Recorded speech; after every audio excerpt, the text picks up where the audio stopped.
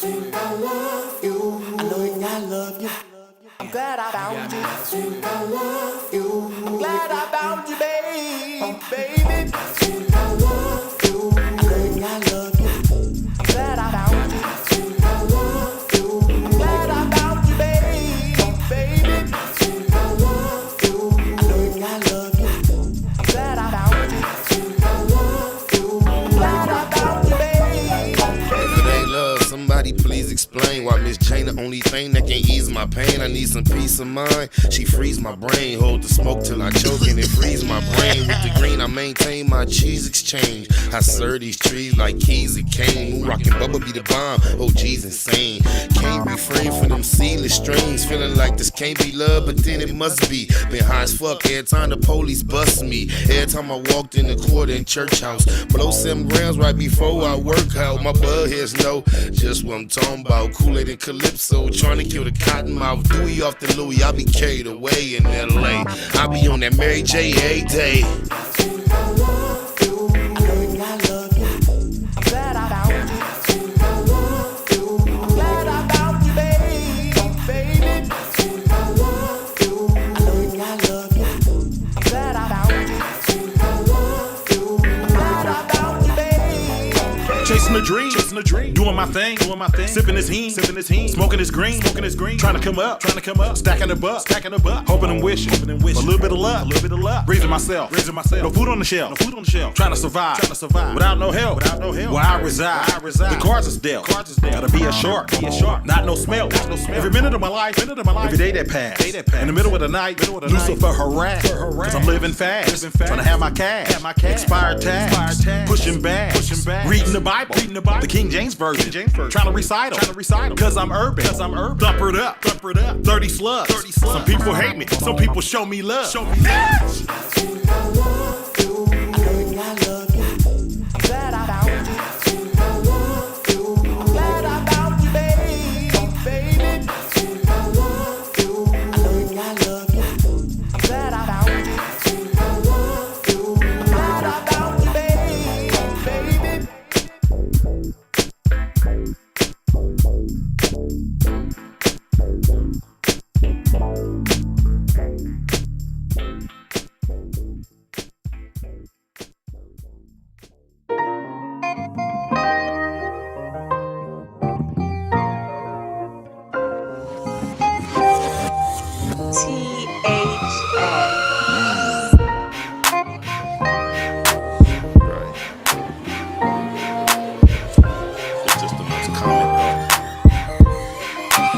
Cool to act the fool to make me show out in public. Before you open up your mouth, just know I know how to shut it. Come to bustin', that's nothing, just a whole nother subject. But I'm stuffing, no discussion to put a hole in your stomach. Chose to face some consequences that I hope you can stomach. Could nobody hold you back, and now you holding your stomach, you dummy. You the type to start a war and try to call it off. The shotgun was too long, I had to saw it off. I just took it from the homie, cause I know he saw. I'm really finna shoot it, he gon' show it off. Round here, life is lost like the Holocaust.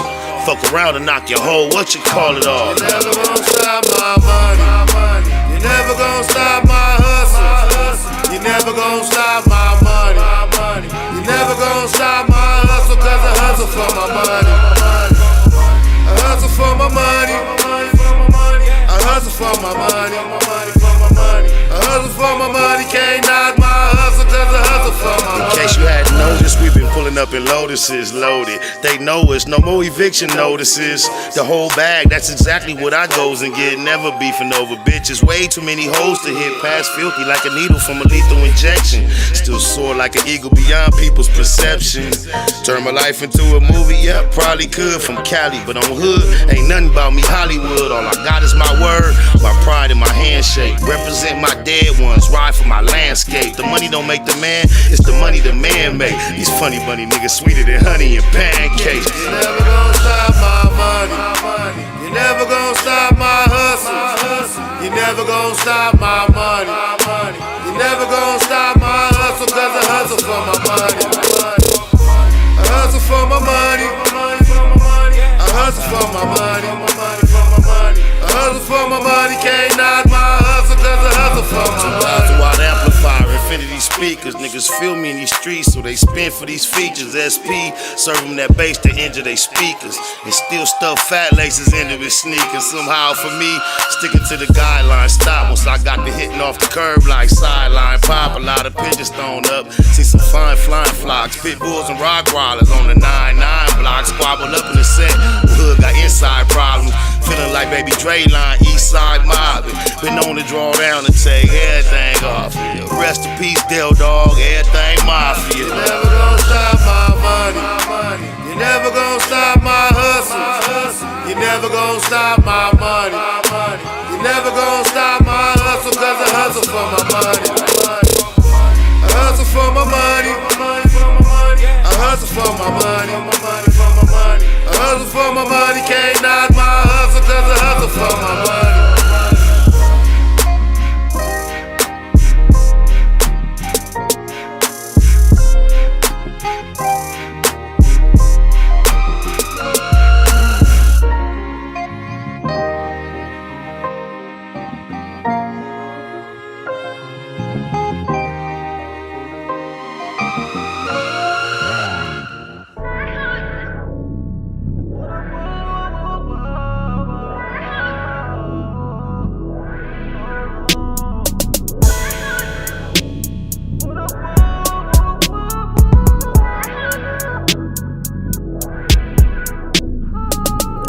Try to throw mud on my real name, turn around and show love when the deal came. Make me wonder if they feel shame. I ain't tripping, I'ma kill game.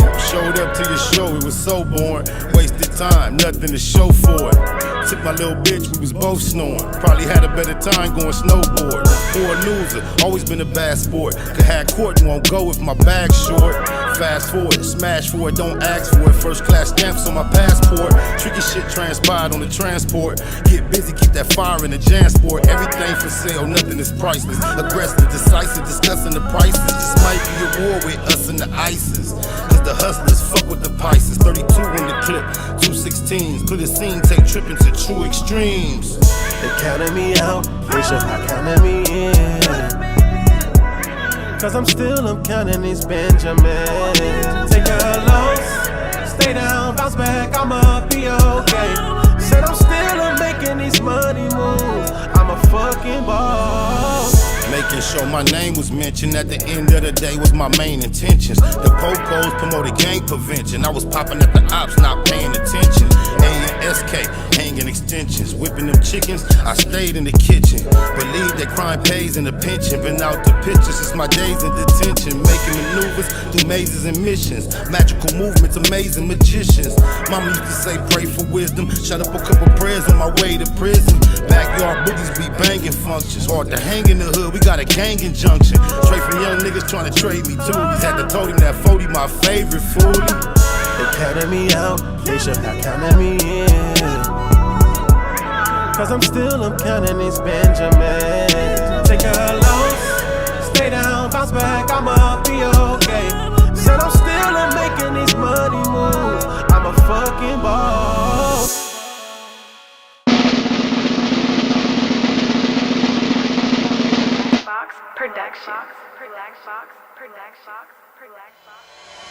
It was point blank, through no subliminal dissing. When I listen, I could tell you never been on no mission. Sticking to the script, don't care if I offend you. Neighborhood crib, the marathon I overlook my competition, never seeing them. I done trained my mind that I'm going. You could tell by how I walk, talk, I'm a boss. A east side millionaire, homie, what you thought? My life is a movie. They can't get close to me. They mad cause they can't be. I'm everything that they wanna be, yeah.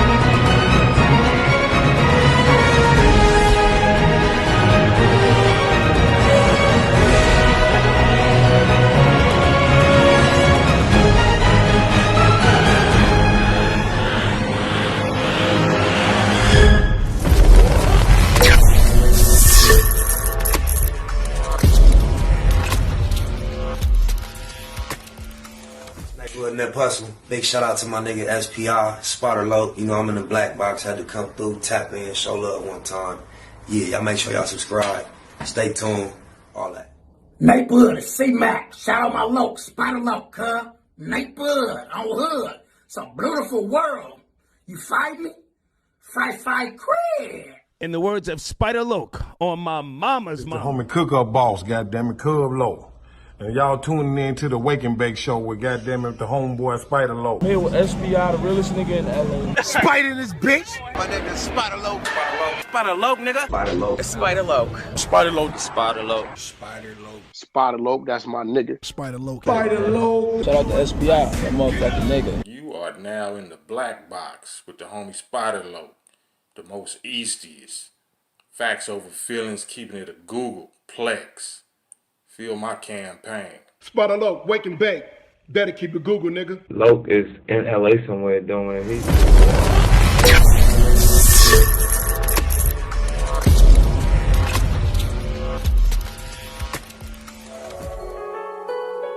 Google gang, straight legend. Google gang, SPI. Google gang, Google gang in here. You better keep that shit a Google when you mention me. First sign of disrespect, I'm turning Hercules. It's gonna be a lot of shirts pressed, rest in peace. Keep it a Google, better keep it a Google. Keep that shit Google when you mention me. First sign of disrespect, I'm turning Hercules. It's gonna be a lot of shirts pressed, rest in peace. Keep it a Google, you better keep it a Google. Keep it a Google. You better keep it a Google. Better keep it a Google. Keep it a Google. Google, baby. Bottom line, love life, show us a blessing. Pull up politic and blow us a session. Spot a local most easty. No mistake in the station. They making them statements. We waking and baking. Word of the day, EC on replay. The marijuana-thon with VJ Keyway, BS and BS. Killing on the track in the black box. We never put feelings over facts. Baymaacbiz, run me the bread. I don't get mad, I get money instead. I be high, you can tell by a nigga eyes. But wise enough to enterprise, you dig a lies. Contemplating with the Google gang, conversating.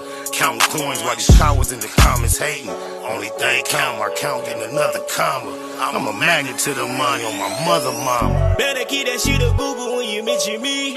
First sign of disrespect, I'm turning Hercules. It's gonna be a lot of shirts pressed, rest in peace. Keep it a Google, better keep it a Google. Keep that shit Google when you mention me. First sign of disrespect, I'm turning Hercules. It's gonna be a lot of shirts pressed, rest in peace. Keep it a Google, you better keep it a Google. Keep it a Google. You better keep it a Google. Better keep it a Google. Keep it a Google. Google, gang. If you can't keep it a Google, then don't mention me. Run a check through the set, I bet them niggas mention me. Red Bull and Hennessy, I keep the same energy. No matter on a solo or a couple homies with me. Tell them come get me if they want confrontation. I keep a couple shooters with me. And we right here waiting on shit to pop off. Take a nigga top off, you tempt me. All that BS, you can miss me. Slide down Century, doing about 60 in the gutter lane. Faded off yak and drop the pistol, hopping out the rain. I won't change, keep it a Google, the only way. Mention me, I come out and play. That's on the gang. We're not the same. I ain't nothing like these rap niggas. Hanging with bangers, no bodyguards, we all strapped, nigga. All truth, no lies, facts over feelings. We ain't gonna start something we can't finish. Google gang. Better keep that shit a Google when you mention me. First sign of disrespect, I'm turning Hercules. It's gonna be a lot of shirts pressed, rest in peace. Keep it a Google, better keep it a Google. Keep that shit Google when you mention me. First sign of disrespect, I'm turning Hercules. It's gonna be a lot of shirts pressed, rest in peace. Keep it a Google, you better keep it a Google. Keep it a Google. You better keep it a Google. Better keep it a Google. Keep it a Google. Google gang. Gina, gratitude is the attitude. The show is a blessing. Hey, yeah, I ain't tripping, James Hudson. You know, that's not, hey, I ain't arguing, can't debate with that. Can't hate on that. Oh, my mama. There's a whole lot going on with that, but just based on I don't really tap in. I ain't gonna keep up all the updates whenever said individual would like to, utilize this platform for whatever purpose, though. It's still open. I ain't tripping on my crippin'. How y'all doing, Google gang? We got a word of the day on my mama. I should have practiced this mother. Yes.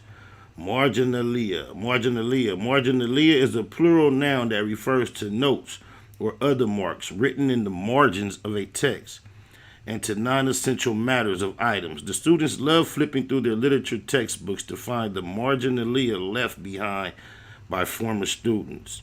She found the book's treatment of not only the major events, but also the marginalia of Scandinavian history fascinating.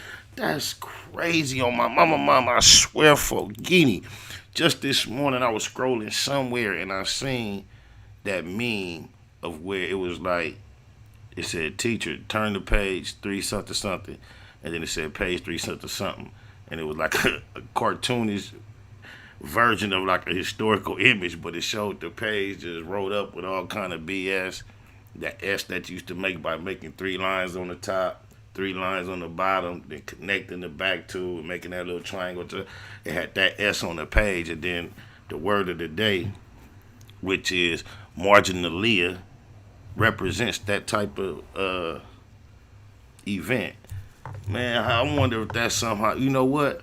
Then the coordination with that, I'm like, damn, is that somehow the devices connecting that thought? But no, because if you realize the word of the day is something that comes to my email every day, and you realize we don't get out every day, and that word of the day is not the latest word of the day, which means it doesn't actually coincide with the time I saw the meme with, so it's something else, another energy working other than just the devices coordinating ideas. And, I try as much as I can to be in touch with something other than what I can see, touch, feel, hear, taste.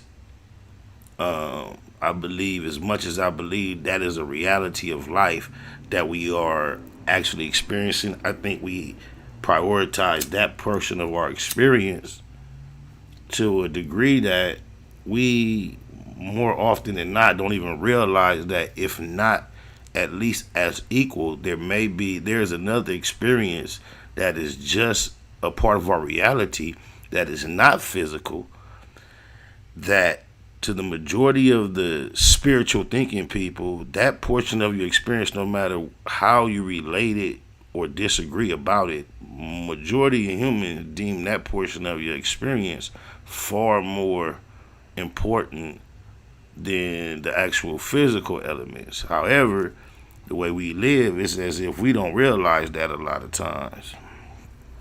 However, to me, for a lot of reasons, it's becoming more and more evident and more of a thing that I don't have to remind myself of. I am coming across reminders often, and maybe that's the reason why it's setting in. I realize a lot of things that I've been indoctrinated with, or I've been taught or told, and then thenceforth, since I was not in formal education anymore, basically my actual, official learning or educational span of life stopped way back at like 17. When you stop taking classes, you typically, if you're not an actual reader or somebody that does general research, I was just floating off the knowledge I had accumulated up until that point in my life. And now it just seems like there's a whole nother level of understanding on a lot of the subjects that I thought at one point I would consider myself pretty profound in, to some degree an expert. And I think it's been said before, I'm quite sure it's been said before, however, it's a thought that I had before I realized it had been said before, and it seems like the more you learn from a genuine, sincere point of seeking knowledge, the more you learn, the more you realize how little you know,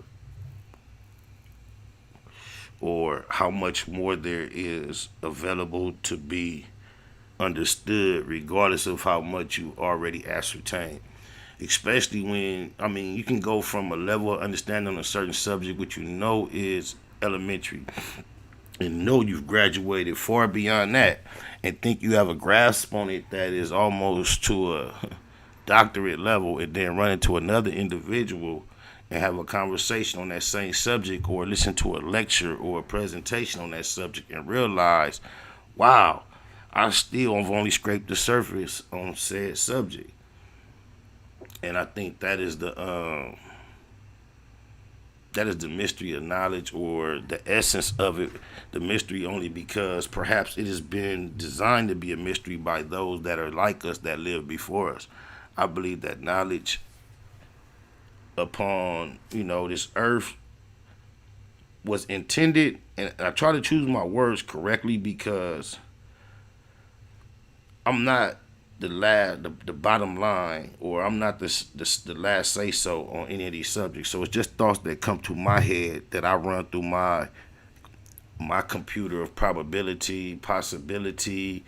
I compare it against what I've heard, what I've seen, what I've thought, what I've been told, and then before I can't come up with a solid, philosophy to promote, but by deduction and, just analyzing, I can kind of just describe where my thoughts is at any current moment, because it's a journey that I am currently on. It's a part of my metamorphosis.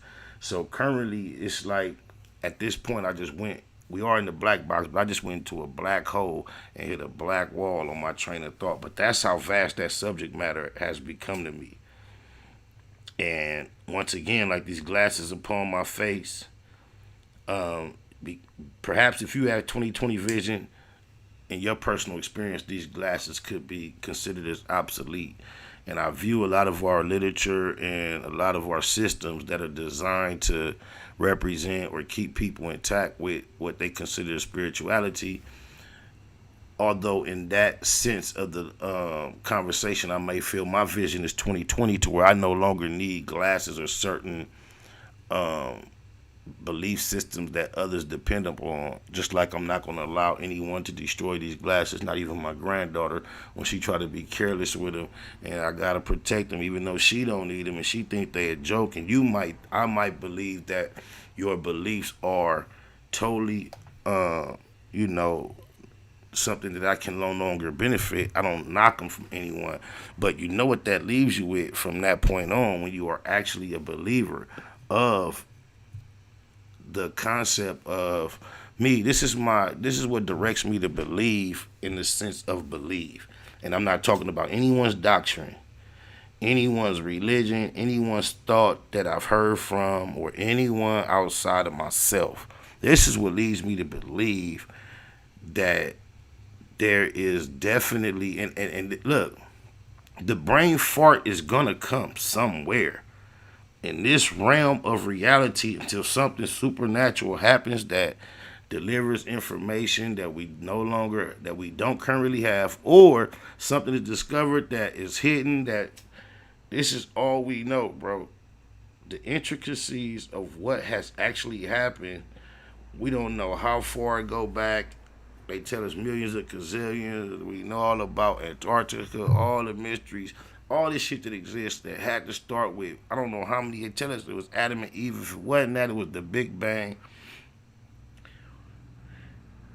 Someone, I want to say someone because that's a concept that reminds us, and that may be a someone, but I don't know that for a fact. So I just know something had I don't believe this is this existence, this world, this matrix, this reality.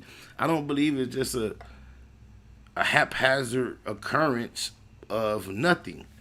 And I don't even know if that might be wrong, in the sense that nothing may actually be everything. It might be the name of what we are actually seeking to connect with. But in the sense that when nothing, the way it's generally accepted as, there's no design to our actual reality. That is something I don't believe.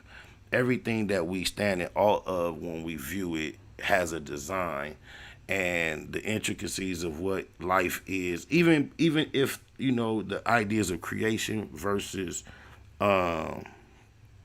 evolution. We can meet it right there, start it right there.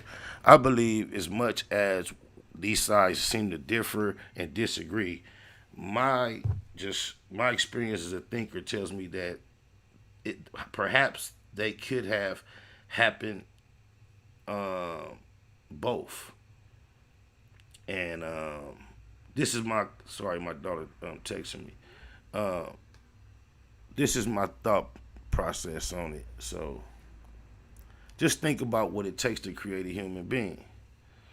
And just without being too graphic, from the time the man initiates his portion and by the time he has to transform whatever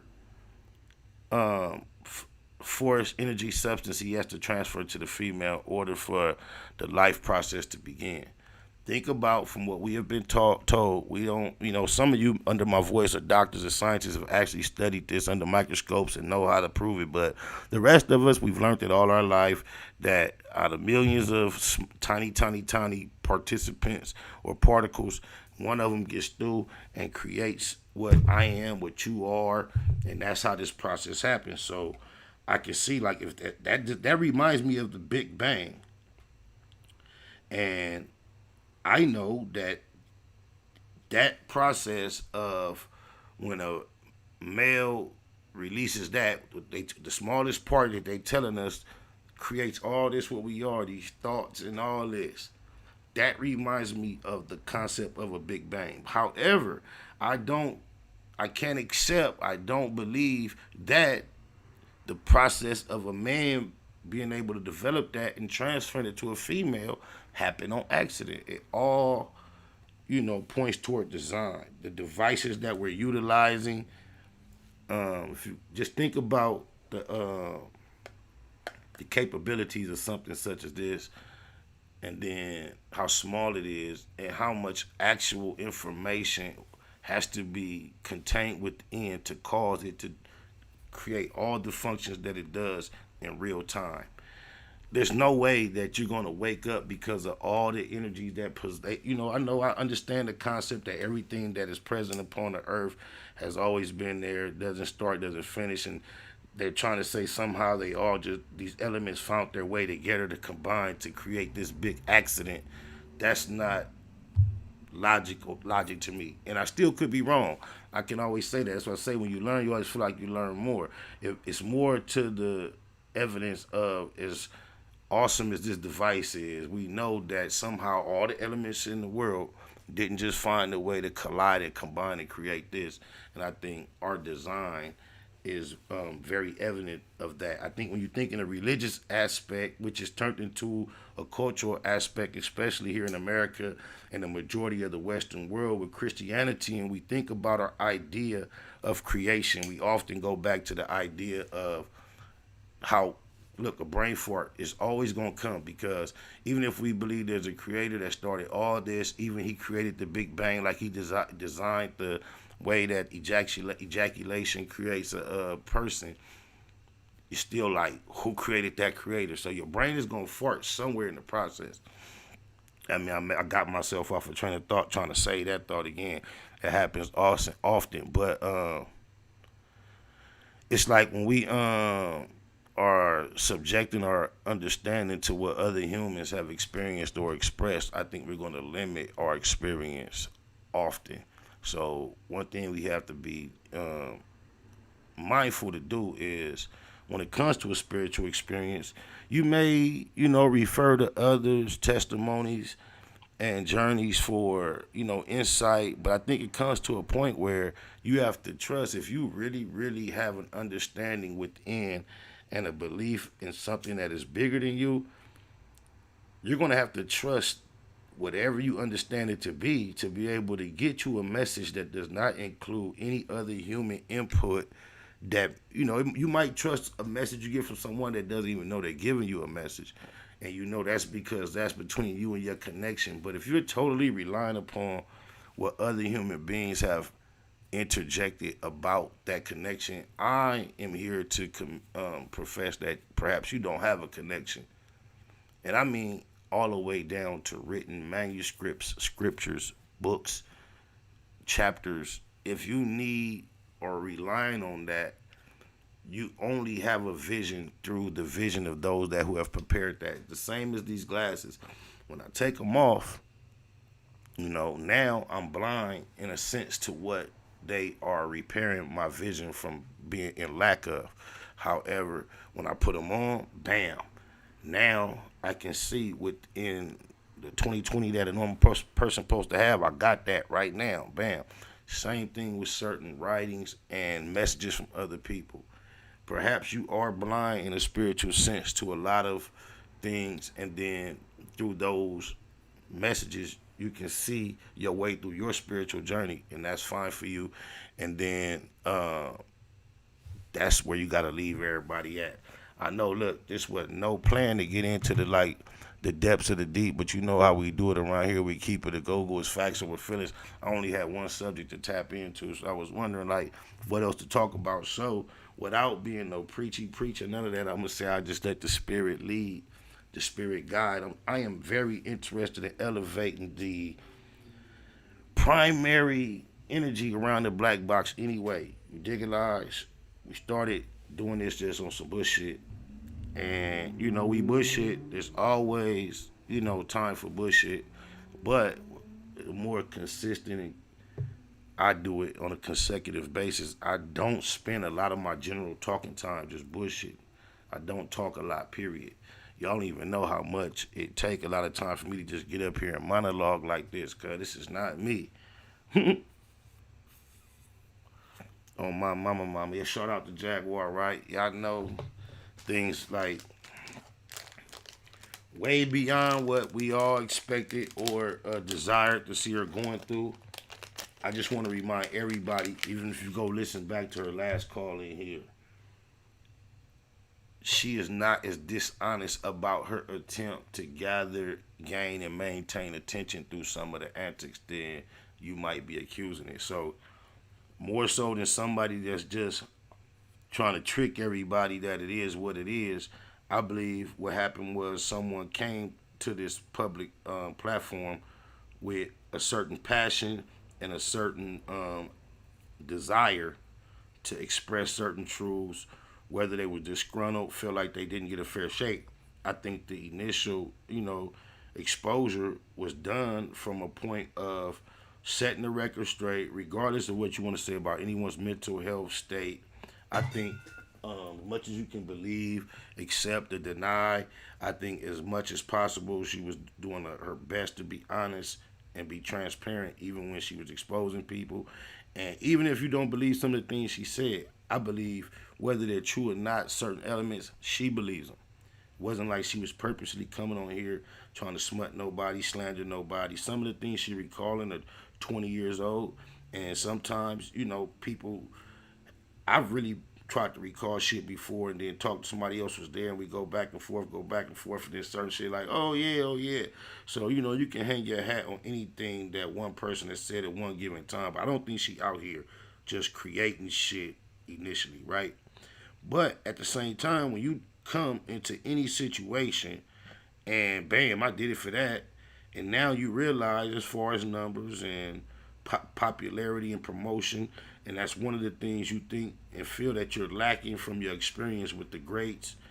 And you think about the challenges that she's honest about dealing with. When we see she just came not only from jail but from another type of institution. When all that is in place, and the romance element, she tends to seem to have first-hand conversations on Bobby, Whitney, all that.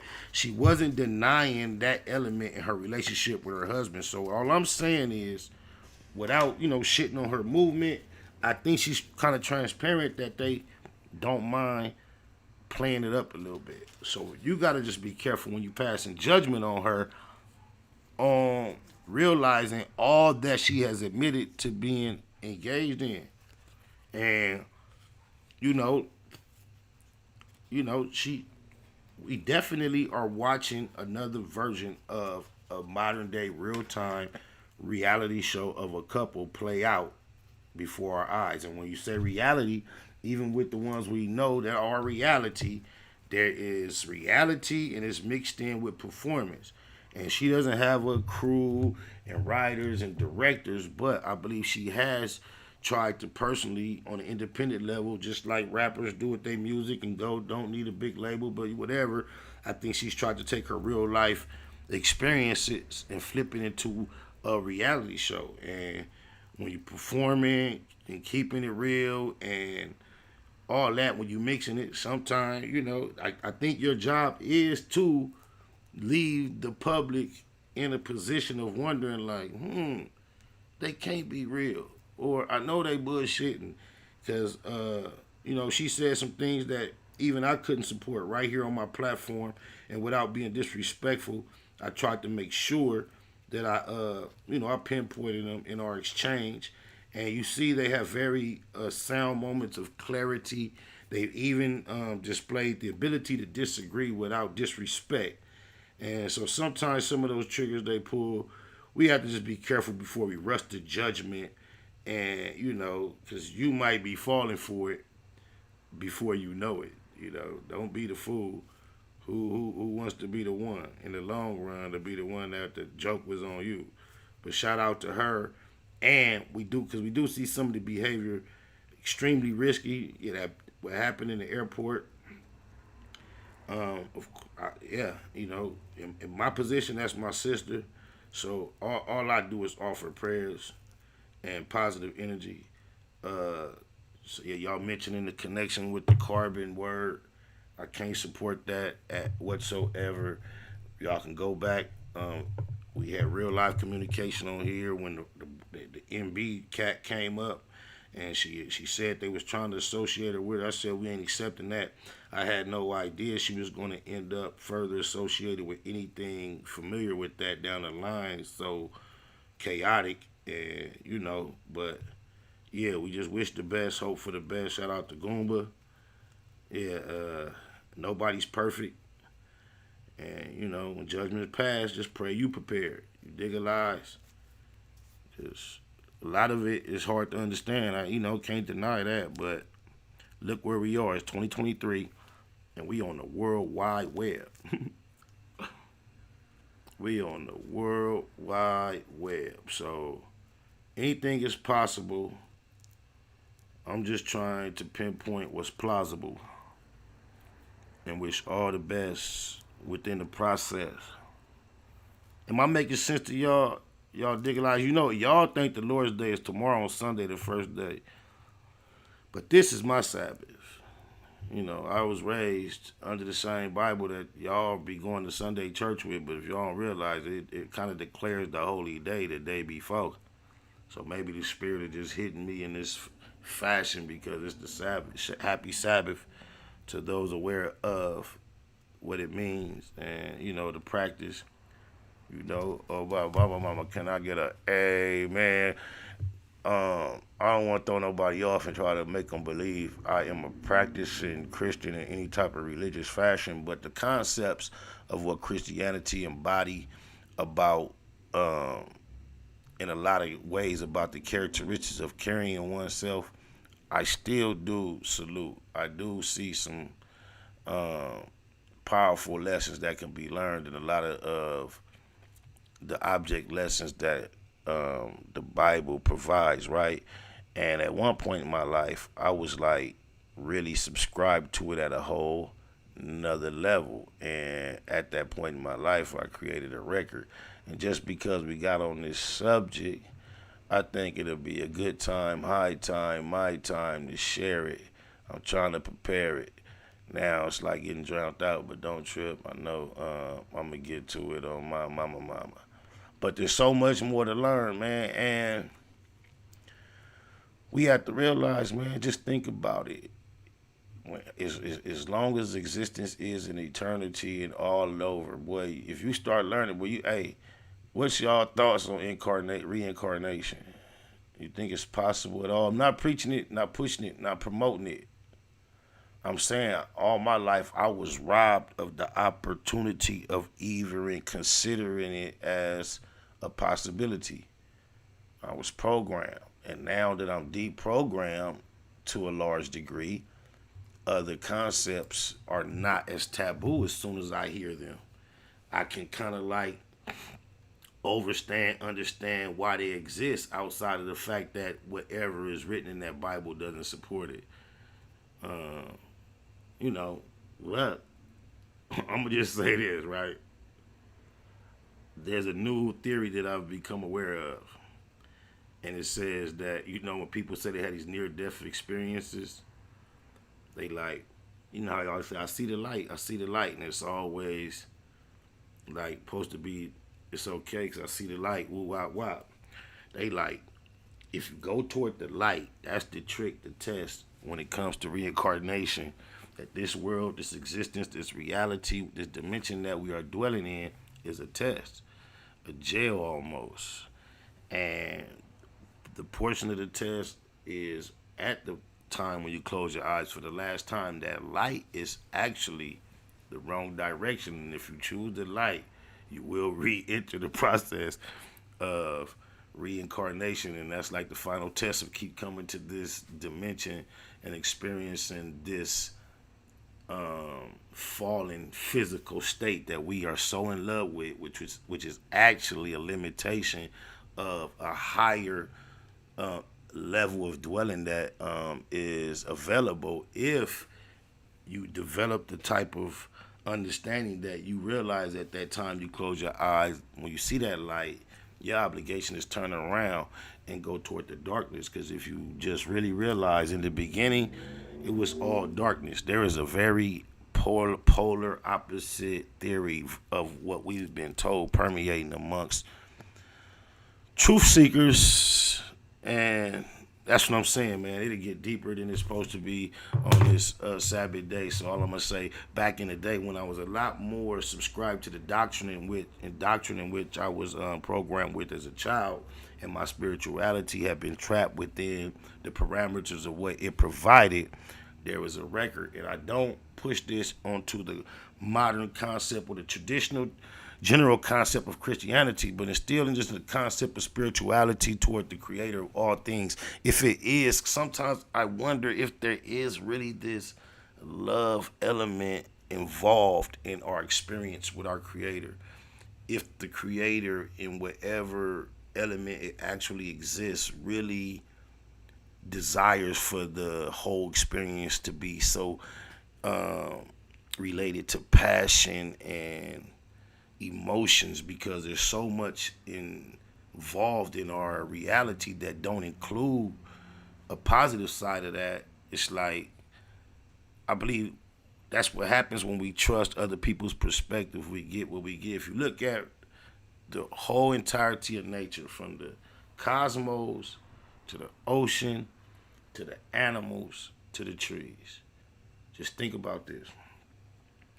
They all are capable of fulfilling and following their natural design without necessarily communicating one with the other, from all we can understand, as far as giving direction outside of maybe the parent teaching the young.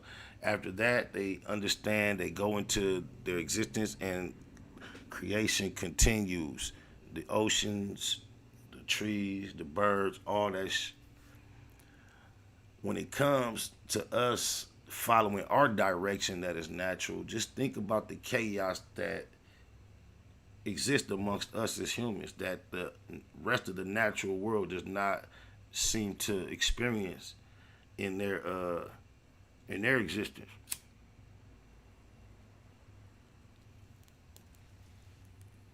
I think it has a lot to do with human beings, as complicated as we are, not receiving our directions from the same source as those other elements. That's just a thought, but this is a record. I just be wanting to be in touch in what it is that I should be tapped into and in touch with. I am not subscribed to any pre-designed, pre-ordered, pre-thought description of my experience. However, I do acknowledge an inward inclination to acknowledge and admire that which is responsible for all that I am aware that exists and has transpired, and even the things that I'm not aware of. And then it gets deeper when it comes to the light and dark, but this just in my heart, y'all, on my mama.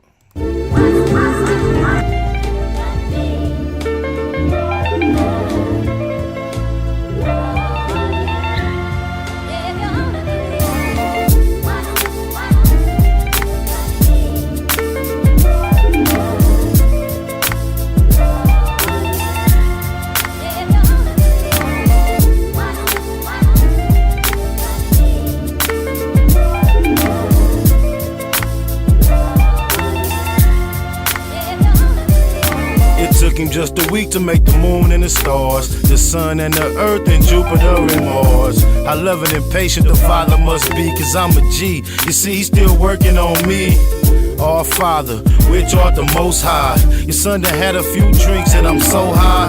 You watch the sparrows, I know you keep a close eye on your children, you always been close by. Beside the lust, I got so much pride. I'm filthy inside, you let so much slide. You hold me down in the coldest situations, and this song is just to show appreciation. Don't deserve to be alive the way I drive. I grind 9 to 5 and don't pay my tithe. And I don't go to church on the Sabbath, but I promise I'ma try to work on them habits. Lord, wanna be a Christian in my heart, but it's hard. Tell me where do I start? I really wanna change my ways, but all I can do is my part. Lord, wanna be a Christian in my heart, but it's hard. Tell me where do I start? I really wanna change my ways, but all I can do is my part. I hear your spirit speaking to me saying stop your stressing. Don't you know when you complain you only block your blessings? But every day I try to do a good deed, feed my family despite what the hood need. I'm an Israelite, moms had the faith of Hannah. Walked the wilderness, I done ate some manna. Led by the fire at night, though it's dark. Been locked away with all animals like Noah's Ark. I feel no fear when I battle on the field. For real, my father owned all the cattle on the hill. I need a change, but I doubt it's gonna come if you don't make it happen for your prodigal son, Lord. I confess, it's only one Lord, but look at all the dirty deeds that I done, Lord. Truly wanna give you my heart, but where to start? Show me how to do my part. Lord, wanna be a Christian in my heart, but it's hard. Tell me where do I start? I really wanna change my ways, but all I can do is my part. Lord, wanna be a Christian in my heart, but it's hard. Tell me where do I start? I really wanna change my ways, but all I can do is my part. I remember walking the block with no hope, walking with a pocket of dope in the cutthroat. I'm knowing I couldn't survive without you. Even though I'm by myself, I'm not alone. Walking out the liquor store, trying to make a nickel grow. I ain't even trying to hide my sins because I did it, yo. I was the worst one cause I'm knowing about the scriptures. I fit the description, I'm all up in the picture. They that trying to help you, I'm the one that's trying to get you. When I go to church, I'll tell the truth, I think I missed her. Fact that my daddy's reaching for me. Lord, I know you wanna speak to me. I'ma open up my mind, I'ma take a chance. Cause when it comes to you, it's love at first glance. I'm knowing everything gon' be alright. Please forgive me tonight. Lord, wanna be a Christian in my heart, but it's hard. Tell me where do I start? I really wanna change my ways, but all I can do is my part. Lord, wanna be a Christian in my heart, but it's hard. Tell me where do I start? I really wanna change my ways, but all I can do is my part.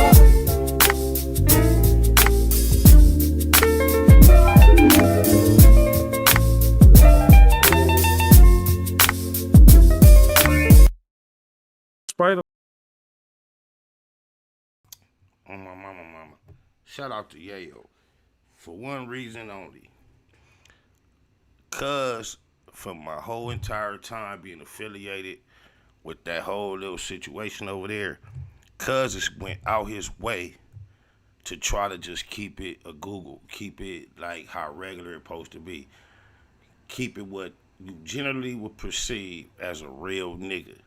And I'm not finna like knock Banks, cause that's my nigga too. Cuz got a just totally different personality and approach to the politics of this whole little group and unit shit from day one, and he maintained exactly who he was until a certain point, and it was unexplained, unexpected, And I still don't judge a nigga character on that because I just kind of understand how the game go overall. And the timing was so precise with so many others. It was kind of obvious of what took place with Cuz. However, Yayo from the beginning to the end, from the starters not knowing Cuz when I first got there, because Cuz was in the pen. And I became affiliated while Cuz was in the pen, and my participation in some politics that was pertaining to that chain and all that was my first introduction over the phone before he came home. Because had an album that was basically done, and he held his album up when he came home, flew me to New York to get on his shit. That was his first, like, really trying to represent himself as a real nigga that's with this shit. I don't really know you, but the homies already accepted you. And, at that point, the brotherhood, the bond just was apparently naturally clicked up, thorough. We was pushing. And then as it went through all the ups and downs and got to the point where it was like obviously bad communication, basically no connection. He was the last person that stayed, just tapped in. I'd be like, "Cuz, get that Cuz," referring to 50, like, "Get that Cuz." He was like, "Yo, don't worry about it, low." He was the last person steady in communication with me, trying to like tell me he gonna politic for me and get back to me. We gonna whoop whoop whoop whoop. Yes, he was the last one to really realize it wasn't cracking on my behalf, right? But then he got to a point where he kind of went the way of what was moving over there from the top, obviously down. But then here it is years later, Cuz Vlad, for one, I don't know what it is with Vlad, Cuz just like fuck over my experience with him. This industry shit is just crazy, Cuz it leave you blind. But one thing Cuz said in that thing, he said Buck used to be around BMF a lot, Cuz wasn't never around BMF a lot. Buck Jenner was on some goofy shit. What Buck connection he did have, shout out to T Bows, my nigga T Bows. He even did some time affiliated when they all went down. He was tied in with Southwest T. And Buck so goofy and fake and trying to make a nigga think he is more affiliated with shit than he was. At one point, I had met Southwest T because of Buck's affiliation with T Biles. And then because Buck didn't know who he was meeting, he's so confused. I thought that I had just met Big Meech when I left the room, not realizing I've been knowing Meech for years. I'm gonna tell y'all, so just to clear up what he said, I brought Cuz around them niggas, Cuz, but just so happened, what happened was one day we was in Detroit on the tour shit,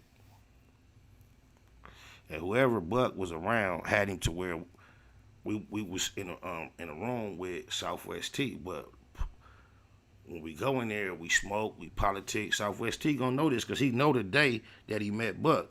He was in a hotel room, right? So, we blowing, he politicking, you know what I'm saying? I don't think Cuz was smoking. I know me and Buck was smoking, and Cuz just was politicking, talking to Buck. I'm more of a fly on the wall at the time or whatever.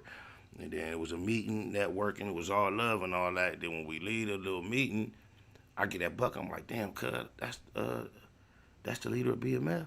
And Cuz was like, this is before a nigga really had a concept that it was like a pair of brothers that kind of like divided, and it was a BMF and a 623. Nigga just thought it was BMF, and the nigga knew the name Meech. So nigga thinking Buck like telling me, "Cuz we finna meet the nigga from the leader of BMF." So after we politic with the nigga when he leave, for some reason I didn't get the image of the presence of the nigga that I've been hearing about. So, or I may have seen some photographs and shit throughout the way, and I'm like, "Cuz, this ain't Cuz." So Buck like, instead of saying, "I don't know, I think so," he like, "Yeah, that's the leader of BMF." He like, "Yeah." I'm like, "That's Meech?" He like, "Yeah." So bam, mind you, for months, I got a concept in my mind. Oh, I done met Meech. Ooh, Ooh, I know who Meech is. So then flash forward, I don't know how much amount of time, but even if the night I'm finna refer to is a photograph that's even used in the new documentary everybody keeps sending me that's floating around. I think it's on Stars of the BMF crew. It's a night that we was in Miami. It's the night I got reunited with Blue and Meech and realized I've been knowing Meech since like Like Blue, I'm gonna tell you, Cuz had to meet and them like between 99 and 01. And within the same weeks, a few weeks, a month that he met them, I met him too. As far as Meech and a few more niggas in his crew that I can't identify to this day. That I know some of them, Bull and a few other niggas. It's just to keep it like that. That's how long. I can't pinpoint it. I might be off to some degree, but Blue met them niggas around between 99 and 01. So I knew Meech at the same time through the fact that Blue had got tight with them, and I was low-key selling a little low-ball weed, and Meech used to buy all my weed. Cause just imagine, I used to be one of Meech's plugs on the set, on my mama, dead homies, daughters, lokes, loved ones, all that. So, this is way before I met Suge. So way before the G Unit shit. So then, bam, we get all the way to, we cracking with the G Unit shit. It's cracking, woo, wop, wop. It's a night where I ain't seen Blue in years. Kind of like in back of my mind was kind of for a long time wondering if that was really his name, because the Da Vinci shit was kind of new. Wonder if that was really him associated with this BMF legendary clique that I had been hearing about. And then just think, I was with Suge, so just think about all the shit, the puff shit. A lot of that shit I was hearing about, not even realizing that one day I opened up a magazine, see the homie chunking it up. So I'm like, bam, that's the homie. So I had been anticipating a reunion with Cuz. So bam, the night we get to that function, the party in Miami, I remember being on stage. Mind you, Buck had me in the motherfucking hotel with meeting with Southwest T, and told me this Big Meech. So I'm oblivious in my mind to who Big Meech really is or who he may be at this point. I'm on the motherfucking stage, cuz, and like, it's a nigga, I'm hollering at him and politicking, but the stage is full of like 60, 80 niggas, man. It's a hell of energy, positive, it's much love, it's love going around. My main connection to getting put up on the stage was through Blue. That was my loc. I ain't seen Cuz in years. Cuz put me up on the stage, but there's other niggas on there, you know, we politicking, bottles, woo, woo, woo. And I remember at a time I'm on the stage, this nigga like called me over like, hey, Spider, come here, won't. And the nigga, he called me over, he talking to another big homie that used to fuck with the homie Rocket from 190, who had a situation popping with Jeezy and all them at the time. And when I did some business with Rocket like a year earlier than that, and this G nigga that was standing on stage, he had mediated the business between me and Rocket. He was like Rocket CEO or investor or big homie at the time when he was pushing his independent situation. And this nigga called me over, he's standing with the big homie. I'm gonna just call Cuz P. I don't really know what's really much to say, but Cuz standing there and he like, he telling, they both telling, like when I walk over to homie P, I had a more recent communication or reference to this dude. I know him good. The other dude, his face looked like vaguely familiar from back in the whatever, like, but from a humble stance, I'm never assuming this nigga is who he is. Plus, because of Buck Jenner, I'm under a misconception of what, you know, what's what. So the nigga like, hey, Spider, tell this nigga how far we go back. So the nigga I'm telling you, P, Rocket Peoples, I'm vouching for that, like, with confidence, because I remember him from just, like, months to a year ago. We had a good transaction and woo, wop, wop. And then, Cuz, like, I could tell he is from this shit that Blue connected with. That's all I know. So when he tell me, hey, Spider, tell him how far we go back, I just generally, like, oh, he talking about when we first connected. I remember his face. I used to sell this to nigga. When I used to come through, this nigga used to buy all the weed. And then I'm like, yeah, from Gardena. I remember the house, woo, wop, wop. And he telling Cuz, like, I told you, woo, woo, woo, woo. So I'm just thinking, because it was like multiple people that used to be in that house that I can't name to this day. And then I remember, like, you know, fading away from that little energy. I'm still on stage politicking with niggas. I'm just looking, soaking up the energy. And as I've been, it probably took me 10 to 15 minutes to, like, realize what's going on. I'm like, so the nigga outside of P was Big Meech. I'm like, cut, that ain't the nigga that was in the hotel. I'm like, damn. Big Meech was trying to tell this nigga, tell me, Spider, tell this nigga how far we go back, right?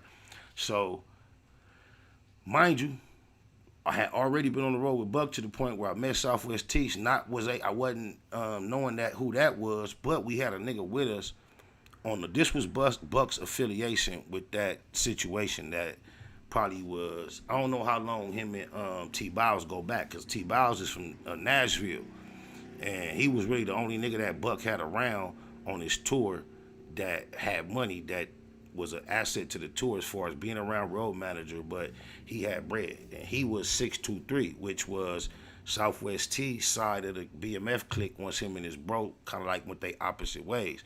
I believe that's the number 623, like on the phone of BMF, or 263, whatever the BMF is on the phone. They was pushing that, and T Biles was officially in that.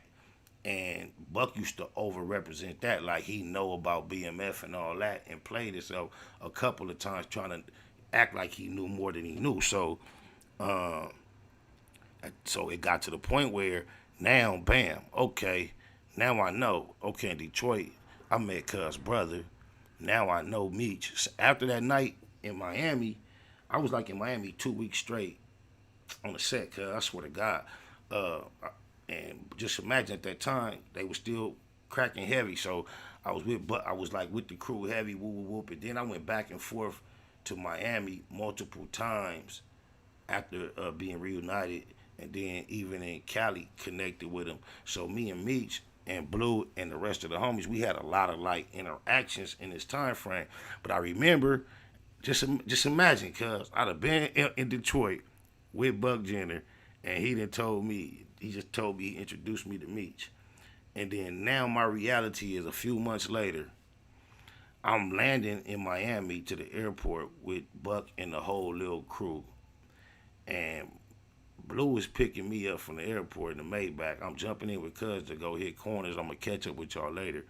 Buck ditched his whole radio campaign, going to the mall, all the shit he had planned with his. He jumped in the car with us. I take him to go actually meet Meech.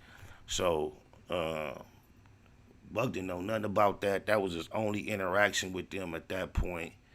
And then, I don't know what took place years down the line. But that whole little situation of them being around anything G-Unit related, that was all me on my mama. And it just blew my mind that, just imagine this. Right now, it's a current climate on social media where, as big as Vlad TV is, right? No hating on what Cuz has created. Who, with a public presence, would not appreciate of having, a chance at sliding through Vlad, right? Can you imagine that Vlad is aware that I would appreciate appearing on his platform, and he has expressed multiple times on multiple occasions to different people outside of myself that he's not interested in allowing that to take place, right? And when any man arrives at that, position or understanding about any one individual that he's had an encounter with, and it's something that's logical, that's understood, it's understandable. However, when you've known somebody for like 20 years, cuz, and have never had a problem with him, and even as recently as, perhaps like 6 years ago, at least, his company apparently, was cordial enough to express somewhat of interest in allowing me to grace their platform. I could not imagine, when I just survey the wide range of personalities that have appeared, the controversies that he's engaged in, settled, got over. I can't imagine why he would have such a passionate disdain against one such as myself. My mama, just know, this is my experience with Vlad started like right here though, y'all. This is why it's so confusing. Check me out. While they was going to get in the club, for whatever reason they changed their mind about going to get in the club, they turned right back around and stopped the valet from parking the car. Somebody ran up behind the homie. Oh, so Buck wasn't wearing it? No, Buck wasn't wearing it. Buck wasn't even present. His chain? It was blown to him. Okay, but his man was wearing it. Exactly. Just so happened I met Buck the very next day. He came to Atlanta, and we we chopped it up about the chain for a few times. And I just jumped on the phone and contacted a few people, stirred up a lot of like activity behind that chain. Behind my few phone calls, a whole lot of other phone calls was made. Right. We got a whole lot of feedback about that chain, and a lot of people who probably would have gave a fuck less about the chain showed some interest. That's my little involvement in the chain. I really didn't have nothing to do with it. Okay, as far as a thorough dude. Yeah, you know what I mean? Yeah, that's kind of like, it was good. It was a good introduction. Yeah. I want to give a shout out to the whole unit though. All my unit of G's, Buck, Banks, Yayo, Fifth, Olivia. It's our time. We're gonna keep shining, keep getting it. Vlad the Butcher, my nigga, stay cutting it up, man. Don't stop. They can't take it no way. It's your world, boy. All right, so early 2000s, on my mama, that, like, swear to God, oh, my mama, Bobby, that location right there where I'm sitting is still in the circulation of my life, like, right, like, on my mama, like, right, you dig it, all right, so that little boy on the couch, grown young man right now, oh, my mama, so just my experience and journey with Vlad, right, we that cool, right, no problem, and this is, you see, it was late enough in my career, my journey, that I was affiliated with, you know, G Unit. Cuz reached out. I didn't, you know, he was still going by the Butcher. It's all love. Come to the section. I got you. He came solo bolo. Shorty more the love and respect, you know, available within that can happen. Give him the shit. We good.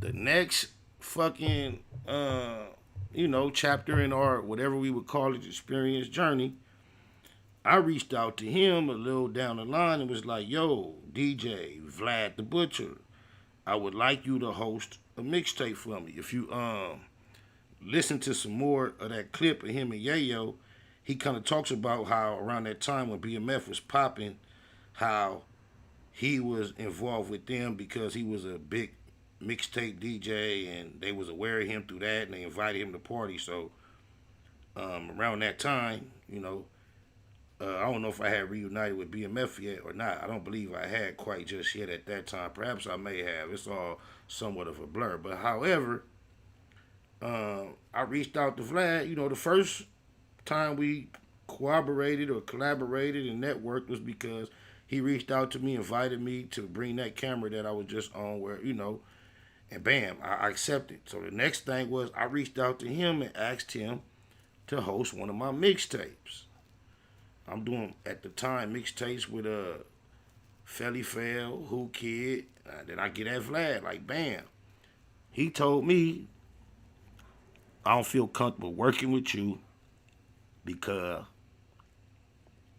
I'm down with Black Wall Street, or I'm working with Black Wall Street. So you know what was on with the Whack Walls at the time. And just for me, you know, what I had known from Vlad and my connection with him, I was shocked that he took that position. I'm like, damn. Nigga, like, you know, you see Vlad's character and the way he maintained a neutrality to this day when it seems like our politics and our issues. Then he chose up to, like, you know, politic against me. So, and be like, we can't work together. And you got to say, it's like Black Lives Matter too. You got to say we can't work together no more because we've been working together. We had a very healthy, you know, correspondence that existed between the two of us.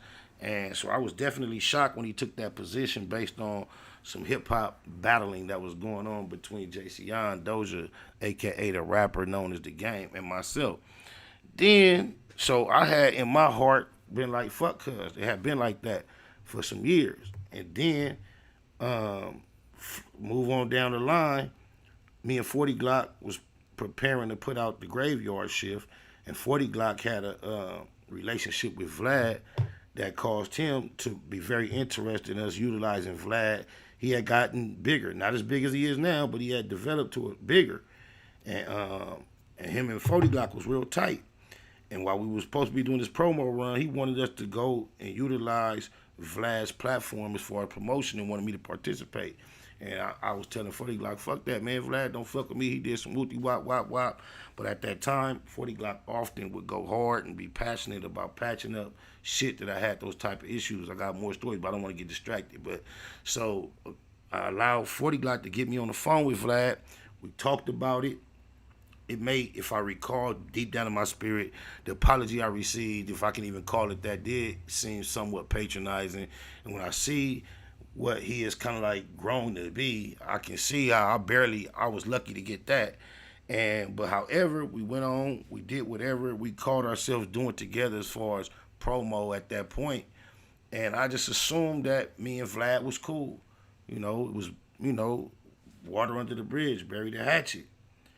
The next interaction with Vlad's name and myself was in 2017.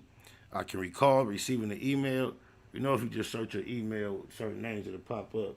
But I received the email, and it was like, hey, sis, I see you. Safe on that road. I hope you on the passenger side. Much love to you and bro. Y'all already know. Y'all tap into the Jaguar Wright Show. Shout out to Goomba. My low. But I don't want to get distracted. So, damn, she threw me way off. What I was on, y'all. Oh, yeah, bam. I get the email, just very cordial, decent, professional email suggesting that Vlad TV would be interested in interviewing me. To be 100% honest, of course, I was refreshingly surprised to see that. And I just responded because I wasn't sure. A lot of times the voice be off camera. I don't really know. I didn't know, and I wasn't really tuned into I didn't really know how they did their whole shit. I didn't know if Vlad was. It seemed like to me it got big enough to the point we had reporters that go out and conduct certain interviews for him, and then I didn't know. So my only inquiry was Vlad himself, and then I didn't get no response. It took some time, some more time. To where then on my mama, I'm like, damn, what's happening? I reached out to them like, what's happening? And they said, we decided that we not interested at this point no more. Bam, whatever. So, of course, that felt somewhat offensive. And since 2017, the majority of the time, just certain of my constituents who just realized, that I've had that experience with him. There's nothing negative in between that to speak of that would seemingly cause it to not be a natural connection these days. They always inquire as to why. I always try to get them our little historical run, but a lot of these people have approached him without my consent, without my involvement via, being in his lives or getting his attention on social media under one guise and then slipping in the question about me. Then outside of that, I have made, personal, intentional efforts to reach out to him and let it known that I'm talking about recently. I'm not going to put the person on the spot that most recent that I put on the spot that I knew was directly in contact with him. I'm like, tell cuz I want to highlight him on some positive shit. And he was like, all right. I could tell he was texting right then. He don't know all the background. He'll just know the positive shit. And of course, when I explained it to him, just like y'all, it sounded like, oh, this should be an easy fix. And he probably assumed, like, if it's that bad, he ain't going to respond. But cuz responded back fast, not interested. And it just blows my mind. Like, I even tapped out when everybody tried to jump on his head with the culture vulture shit. Whether he's a culture vulture or not, it's like culture vultures exist to a level where they are accepted amongst us to a certain degree. So to say that only our people have fed off our culture to any substantial amount of time is ridiculous. However, you can see Vlad has paid dues. He was boots on the ground coming to fuck with me way before it got like this. Of course, all right, this was James. He gonna have to understand this. Maybe he gonna get the message right here. I see you callers in the queue. I appreciate y'all tapping in so I can kind of shift up the energy. But damn, yeah, he keeps saying that James Hudson had to get on. I've been trying to give him this message subliminally for the longest. I hope he get it now. Now that you on timeout, based on your last message, told you quit mentioning cuz around here, bro. You see a nigga don't never tap in with that. I don't do that on accident. On my mama. So, damn, y'all, I drew a blank. I'm gonna just open up the line and see what y'all think. Oh, Goddery. What it do? Call it 619. Black Box Productions. SPI, what's happening with you, man? What's happening with you? What's good with you, fam? Man, look, man, I gotta rewind it a little bit, man. Just to touch on what you was getting on when you first started the show. Man, I'm not even gonna get in deep with that. I'm just gonna say this: when you're a deep thinker like that, because I'm a deep thinker too. When you're a deep thinker like that, sometimes you live in a lonely world because a lot of people just don't get what you're gonna be saying because your thoughts go so deep. See what I'm saying? Bro, thank you, because confirmation that you're not alone every now and then is sometimes all you get, and of course it's all you need if you even need that. But as long as that's provided every now and then, it just keep you tapped into that unknown, to that dark portion of what's going on. I like to highlight. I would love to play it, but you get a copyright every time you do. Thank you, sis, for that little change. Appreciate you. Much love. I know that's from the heart. But it's a point where Puffy appeared on a Rick Ross / what's the light-skinned nigga name? French Montana song. And Puffy came on there just talking. He came on there talking like on the hook portions of the song. And regardless, I know, sis, the whole Puffy shit, this not my point. Sometimes the duality of spirituality is very close with the good, the bad, the evil, and all that, the darkness, the light. We was talking about that earlier. So I want you to know this. Within my whole journey of being inspired, at least when we're thinking about the music industry, they got a point where Puffy, like, I was told the legend of this actual recording is something similar or identical took place in reality, and it was so powerful. They was like, oh, you got to put that on the album because they actually reenacted on the video. You see Puffy like on like a high rise in a suite, and some young niggas sitting in a chair, and he like I could at least like had a visual on camera without having the audio. That would have been hard. I would have thought about it, but anyway, he like. While you hearing the audio, you it's crazy because the first time I heard it, I was in that nigga Mayweather, the TMT Sprinter. Shout out to Deshaun, my nigga Sticks, who either does or did drive for the TMT crew for years. And at one point, when he first got over there, swear to God, we had the TMT van riding the Nutty Blocks. And I remember that motherfucker, cuz had like in every chair was iPads on it. This years ago, like almost 10 years ago. It might be not that long, but it was a long time ago. Cuz when the Sprint first came out, that motherfucker had so many big screens on it and so many top of the line speakers. It sounded like a club in that motherfucker. We had that shit parked in the hood on the set. But anyway, it's the first time I seen this shit, and I can imagine if you heard the song and heard what Puffy said, it might not make that much impact on you. But it's two parts to what he said and the depths of it. One of them is the first one, which was real impactful. He was getting at the young niggas, and he was saying, look, y'all be running around with these niggas with these funny looks on their faces. He was like, where's these niggas' character? He was like, if you want to walk, he said, you want to walk around with these niggas, or you want to walk around with God. And if you're not looking at the screen and you hear that, that sounds like a pretty, cool proposition, clear cut. Anybody would choose. Fuck them niggas, I'm gonna walk with God.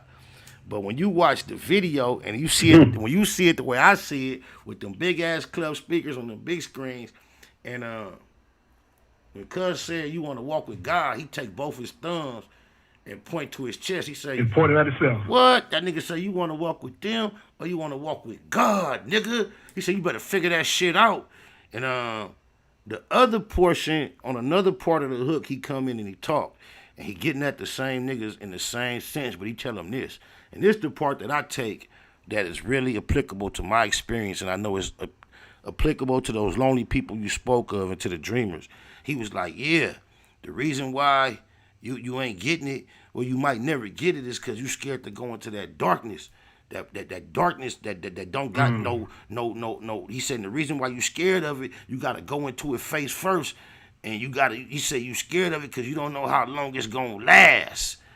And the way he made that motherfucking point, so motherfucking impactful on my spirit, blew my mind.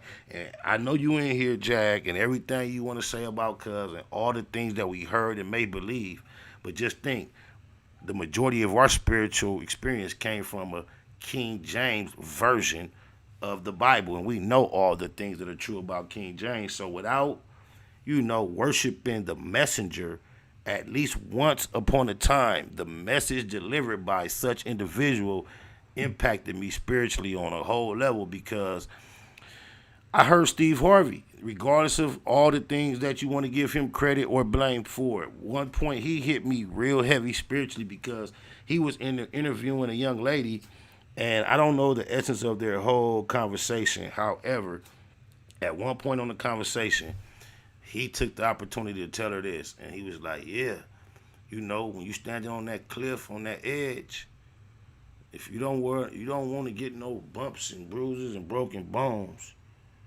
all you gotta do is don't jump and you be safe. You right. That's a good idea.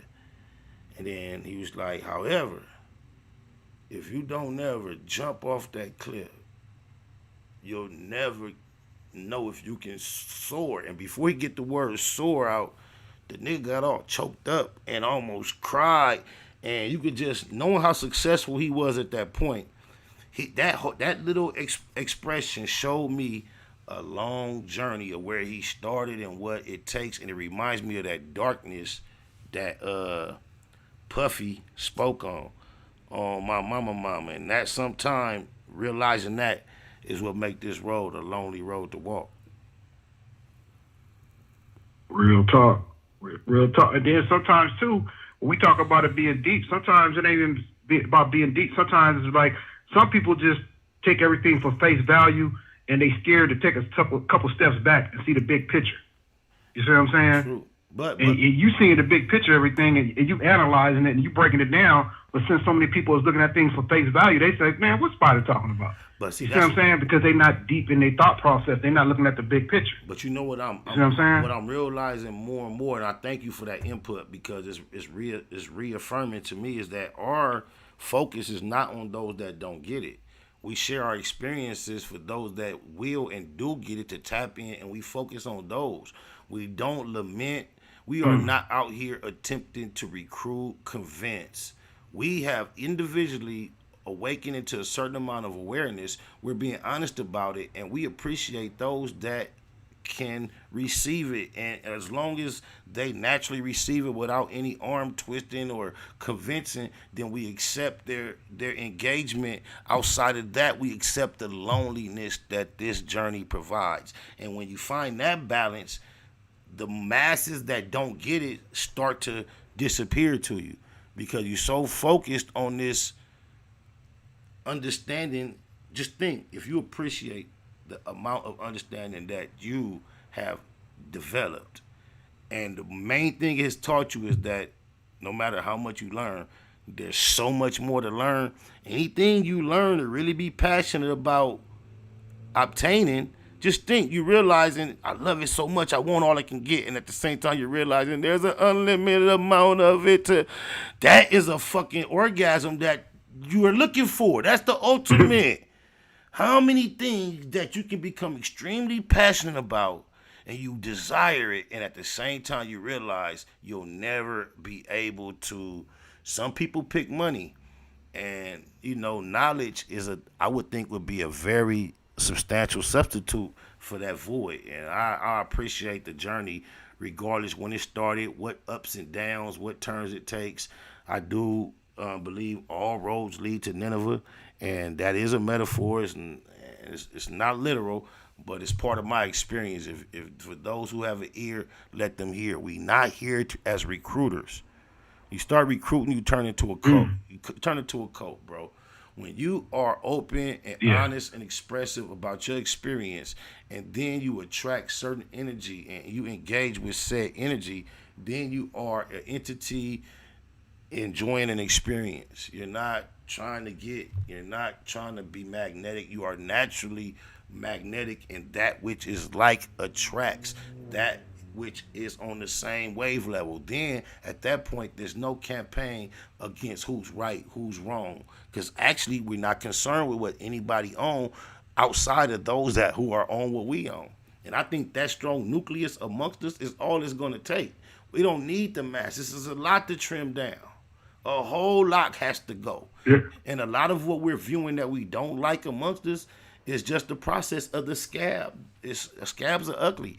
And if you want the fresh skin, you got to go through the scab, and we have to accept our scab. And if we're going to be part of the fresh skin, we accept that. That means, guess what? Your time to be on top is toward the end. You got to wait. The scab is there until it's new skin. But we got a new caller, too, tapped in. 901. I know that ain't the homie. Judah. Okay. Vicious V. Gratitude is the attitude. What's happening? Right, not too much, man. You know, OG, I had to tap in with you, whatnot. I was listening to the show, and right now I'm over at my parents' house, man, doing a little work. Well, I ain't gonna, let me keep it a Google, whatnot. Me and my big brother over here, we doing some work for mama right now. That's right. How that go? Oh, my mama. Tell her all the love from the black box that can be provided is directly going her way. I hope her heart is full, warm, and content today. Oh, my mama. Oh, yeah. Oh, yes, of course. We also helping Dad out, too. Matter of fact, my big bro, P-Lo, right here. Go ahead and give a shout-out, P-Lo. Right. What's good, SP? What it do, Loco? What's the deal? Man, same old, man. Trying to get her done. You already know. As you should, man. On hood. Nothing else would be called good. I just be trying to keep it flowing, man. I appreciate y'all ears being wide open, man. You right there with Broski, cuz always keep us tapped in on your ups. And he don't really report you down. He just always tells us it's up with you and keep your name alive around here. We got much love for you, man. I hope y'all over there enjoying them beautiful women in y'all life over there on a beautiful Saturday like this, because we in the black box politicking and just enjoying the idea that we exist, that we are able to learn. We realizing and accepting and acknowledging we don't know it all. He who thinks he knows it all don't know nothing. He don't know a motherfucking thing. So I appreciate you, man. Much love. Yep. Indeed. Shout out Jeter. Much love, Vicious V. All right. At all costs. Hey, SPI. Yep.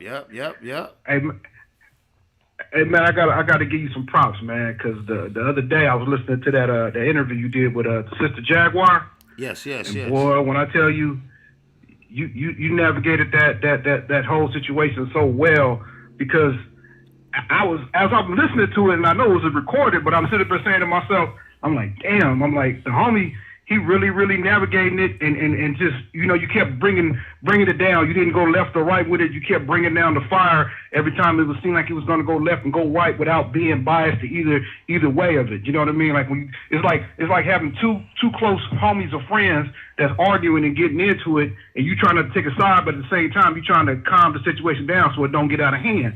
But you did it so well that it's not even. Most people can't even do that, truth be told. Most people can't even do that. They wouldn't even know how to navigate that situation. It was almost like, and not to be disrespectful to nobody, but it was almost like you being a therapist or a counselor, listening to both parties, but at the same time being able to calm the situation down, to make it make sense, and to kind of change the energy of the room so it don't go into the wrong direction, boy. But when I was listening to it, I said, the homie, he handled that one so good, man. That shit right there could have went way left. But at the end of the day, I think everybody came to an understanding. It was laughing and everything, but it was over. But it was certain times during the interview, boy, I was like, man. You know what? Woo. I appreciate I just got to give your props on that one, though. I appreciate the props, the applause, and I can definitely confirm the fact that it was a process of thinking throughout the whole time, and based on everything you heard and the way your emotions were triggered, there were times that I was tempted to insert myself in a situation that I chose not to. I practice patience. This is a journey I've been on my whole life, because I could have jumped in and did said a whole lot.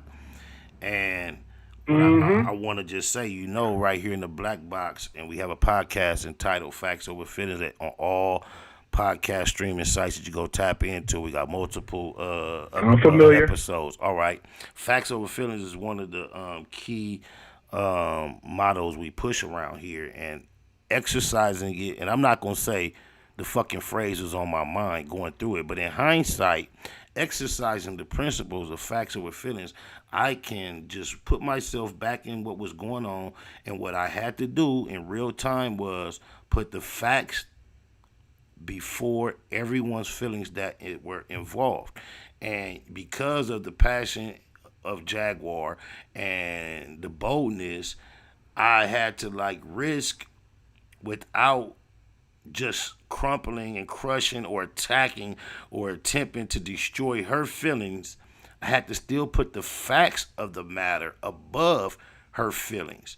And we were on a public platform, and everyone as humans are entitled to their feelings. And this is kind of how we arrive at the bottom line, that we put facts with feelings, because in a public platform, a good recipe for chaos is allowing everyone to bring to the table of discussion their personal private feelings that we all agree that everyone are entitled to. No one can take your feelings from you. Those are yours, they're private, they're intimate, and you deserve them, and they're yours to have. I cannot tell you how to adjust them or utilize them. Fine. However, when we come to public, we also at the same time, when we have to establish about these said feelings, they are as unique as fingerprints and assholes, snowflakes, and individuals. So as much as a right that you have to your feelings, my feelings as the very next said individual are I also have the right to feel equally as opposite to every issue as you feel about the said issue. So when we come to a public platform, you know how it's easily to have a recipe for chaos is everyone come to the table with these unique personal feelings that we all agree that everyone is entitled to. And let's all come to a public platform, and let's try to figure out a bottom line that we can agree on based on everyone's feelings. That's chaos.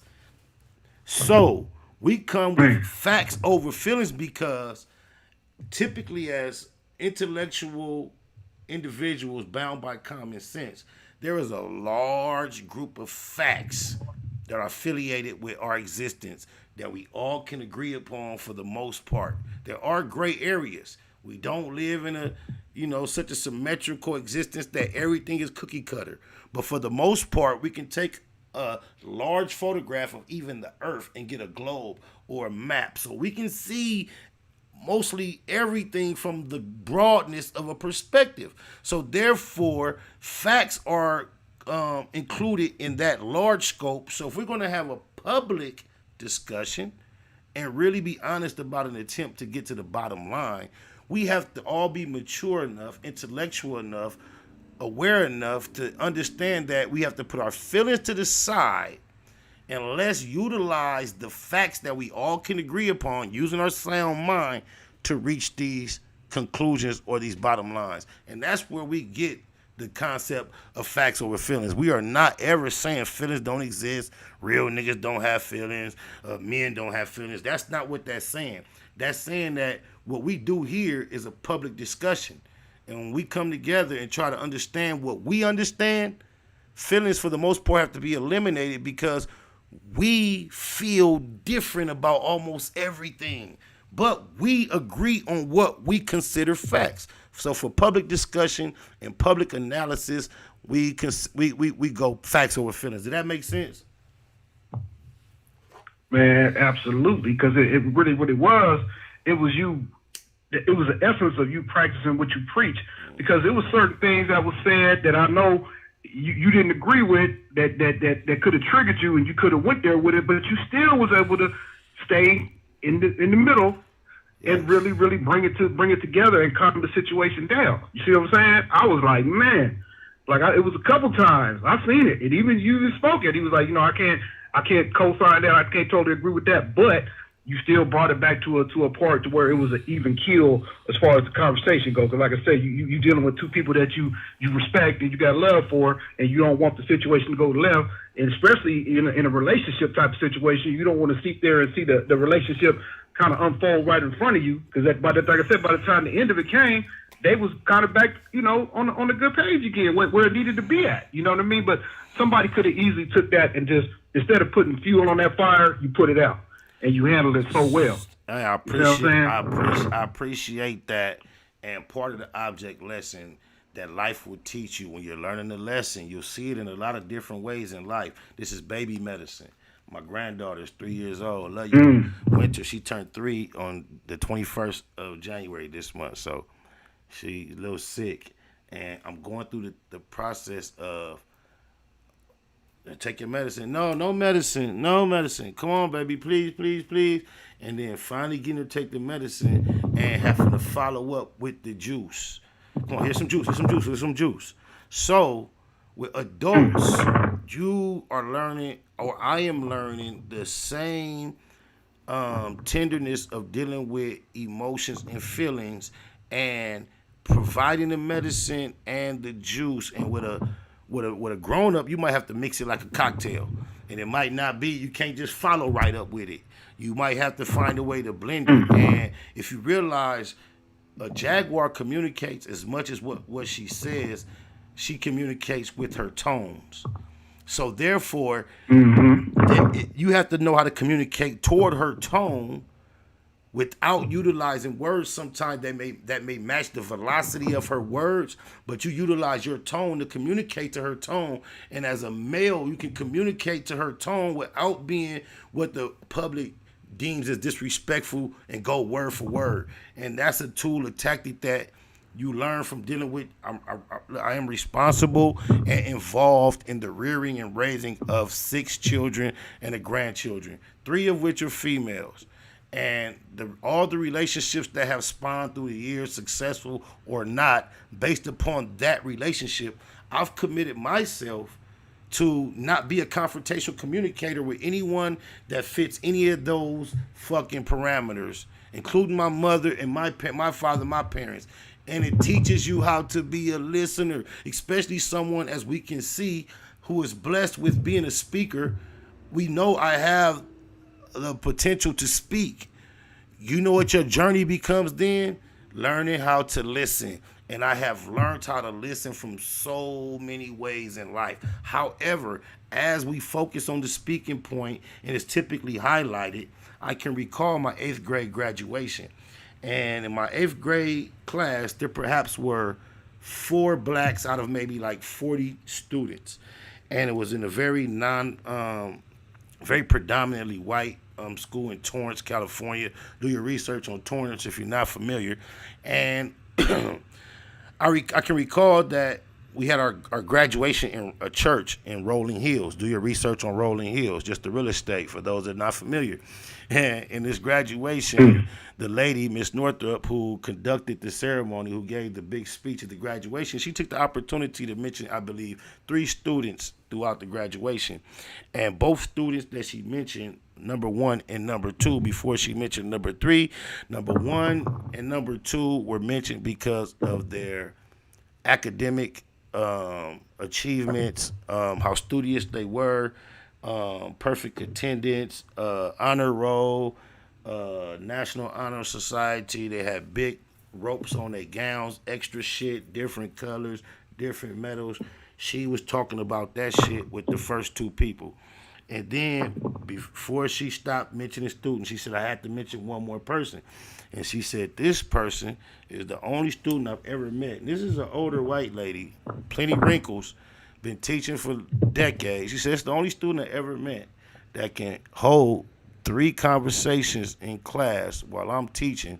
And when I try to ask him a question to catch him off guard, he can also tell me everything I've been talking about for the last hour. So a portion of the gift is been listening, but to balance the 2 when you are a speaker is something that if you don't have a purposely attempt to learn, you learn it through experience. And I also want to say 4 years later, going to an even more predominantly other school, there was more Asian and Oriental presence in my 11th and 12th grade, which was in Glendale, California.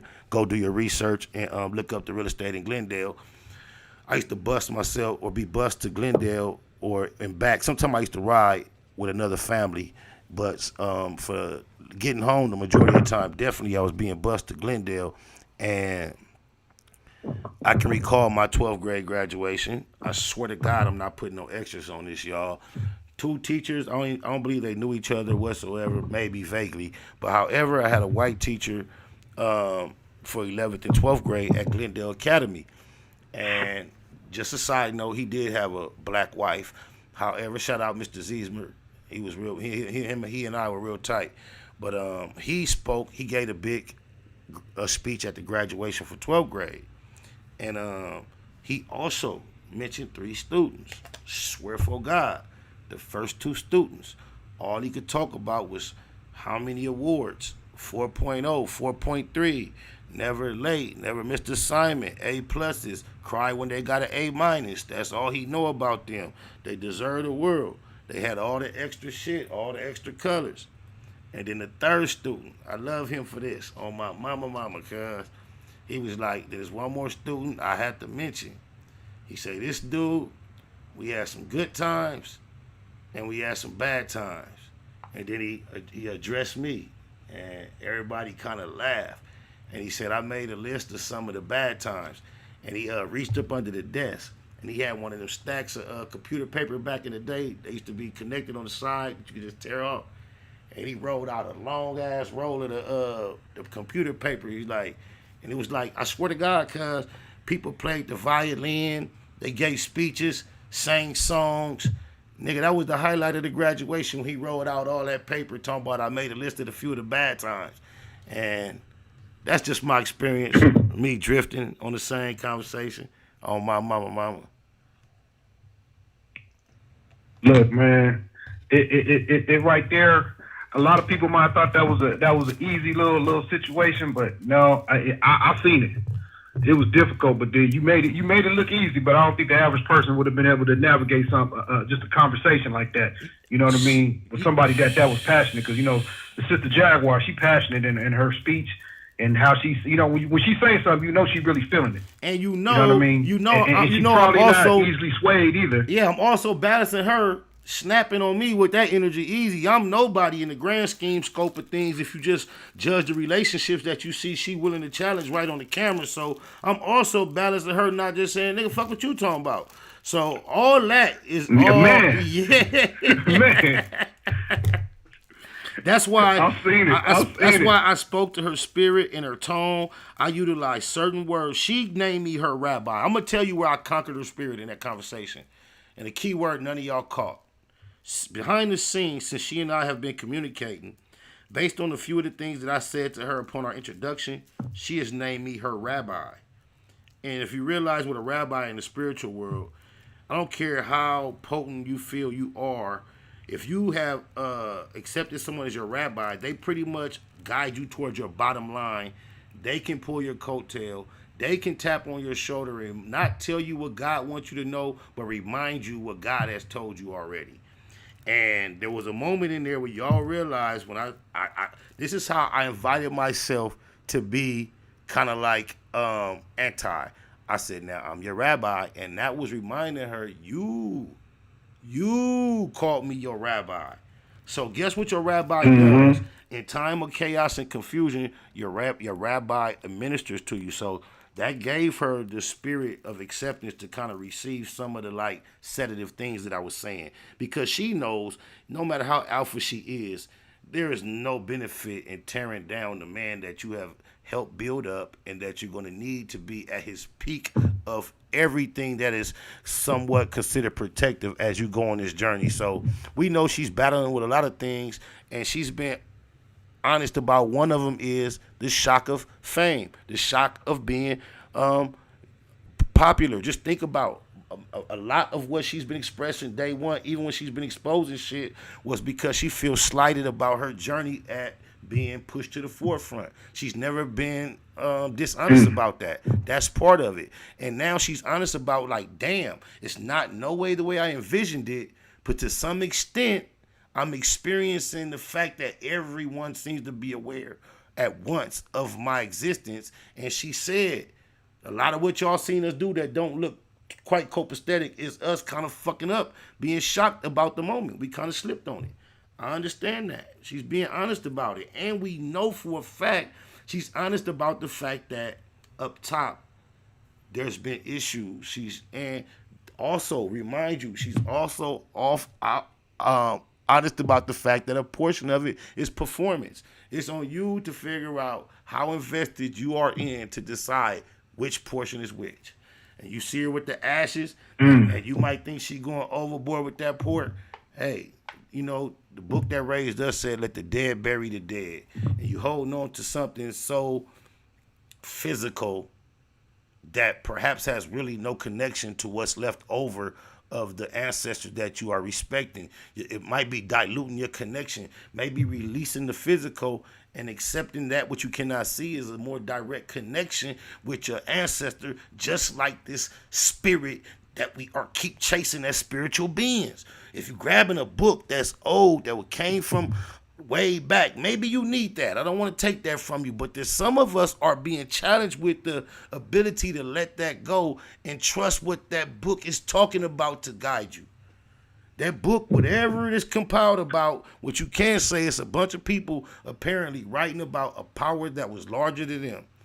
And in order for you to rely on what they are saying for your totality of your experience, you have to declare them to some degree superior than you in that subject. And whatever causes your mind to reach that conclusion, each people get there differently. So I can't push nobody. But there are some of us who realize when it's just that simple, no matter how influential it has been upon your life, your mind frame, no matter how much of it still makes sense, if you back it up to its origin and realize in its bottom line, all it is, some things that other humans wrote.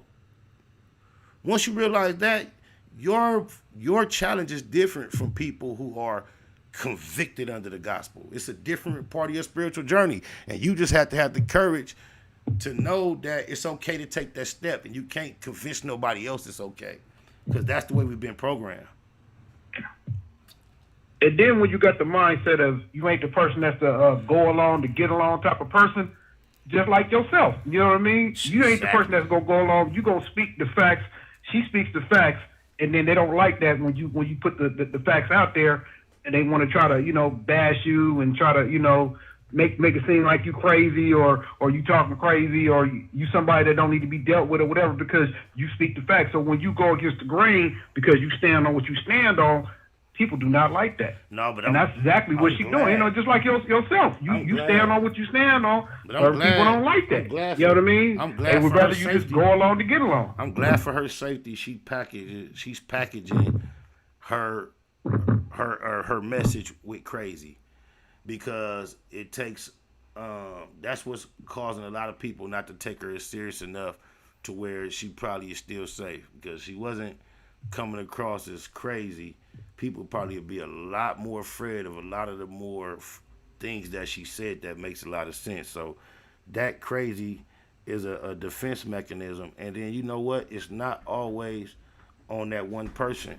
1 second, it's a relay. You know what I'm saying? Sometimes she did her part. You know what I'm saying? You want to be on the camera or you want me to cover you? I can be on the camera. Okay, hurry up and close the door. You are coordinated with the color scheme. Look at that. Oh, that's so cool. Oh, you want to say hi? Yeah. Oh, cover your belly. Okay. Oh, my goodness, bye. All right, but anyway. Yeah, I was finna run a video or something. She threw me off. That's my heart. That's my love. My second born. That's Genesis. Yeah. Mm-hmm. But yeah, it's that part of it. You know what I mean? That's that part of it of not being able to, not wanting to go along to get along. But then when we talk about Hollywood and we talk about the entertainment industry and we talk about some of the things that go on behind closed doors that people would deem as crazy. That sounds crazy, but it's a fact. It's true. Yeah. This is the things that's happening. Yeah. You see what I'm saying? So people would easily try to just write that off as being crazy because they can't even believe it. But if you've been in those circles and you done seen them things, it's a fact. I mean, you can take it. You see what I'm saying? But you can. What we want to call about her, the crazy part, you'll see she linked up with Charleston White, and you can see she turned her character on a little more to a certain level.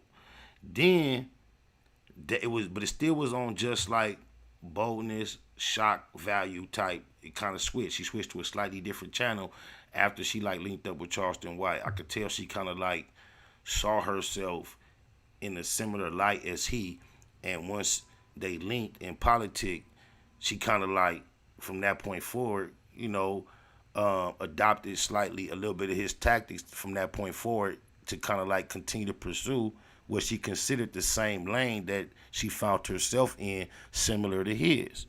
But then right before her being arrested and all that, she seemingly came encountered with another male popular individual on the internet who was popular for some whole other shit from the carbon shit. And it seems like when you think about what a cult is known for and the depth spirituality to go into, it seemed like when she linked up with that energy, she kind of adopted that energy somewhat, added that to her program, and that's where we seen this real dynamic display of emotion and energy. And I think as those energies get further away from her directly, she'll resort back to what she naturally presented, which is not that dangerous or that chaotic. The airport, hard to explain why she felt comfortable or felt it necessary to go that far. But, I don't stand in judgment of anyone. But I'm trying to tell y'all, she is admitting and open to the fact that all of this is part performance. So you got to be careful on what part you bite on. Eat the fish, throw out the bone. Yeah. I mean, I didn't know nothing about her linking up with Charleston White, though. That's new to me. That's news. Right now, I just heard about it. I didn't know about that one. No, if you just put their names like in a YouTube search, you'll see the pictures. They was photographed together, and it's like a platform. I think it's The Real Life is the name of it, promoting the upcoming. I guess they already did the interview, and they just been teasing that it's gonna come out. Oof, man. I mean, however she look at that situation as far as that dude and that character, I mean, it is what it is. Listen to me. When she and I first connected on this internet and behind the scenes, you can see the influence of our interaction in her next few public presentations. So she's letting you know, like, bam, we was thrown into this spotlight, and you see me bumping heads with my husband, and you've seen us acting out a lot. And she said, a lot of it is the shock of being rich. We kind of fucking up. And at the same time, what I'm telling you, this is what the industry is based about.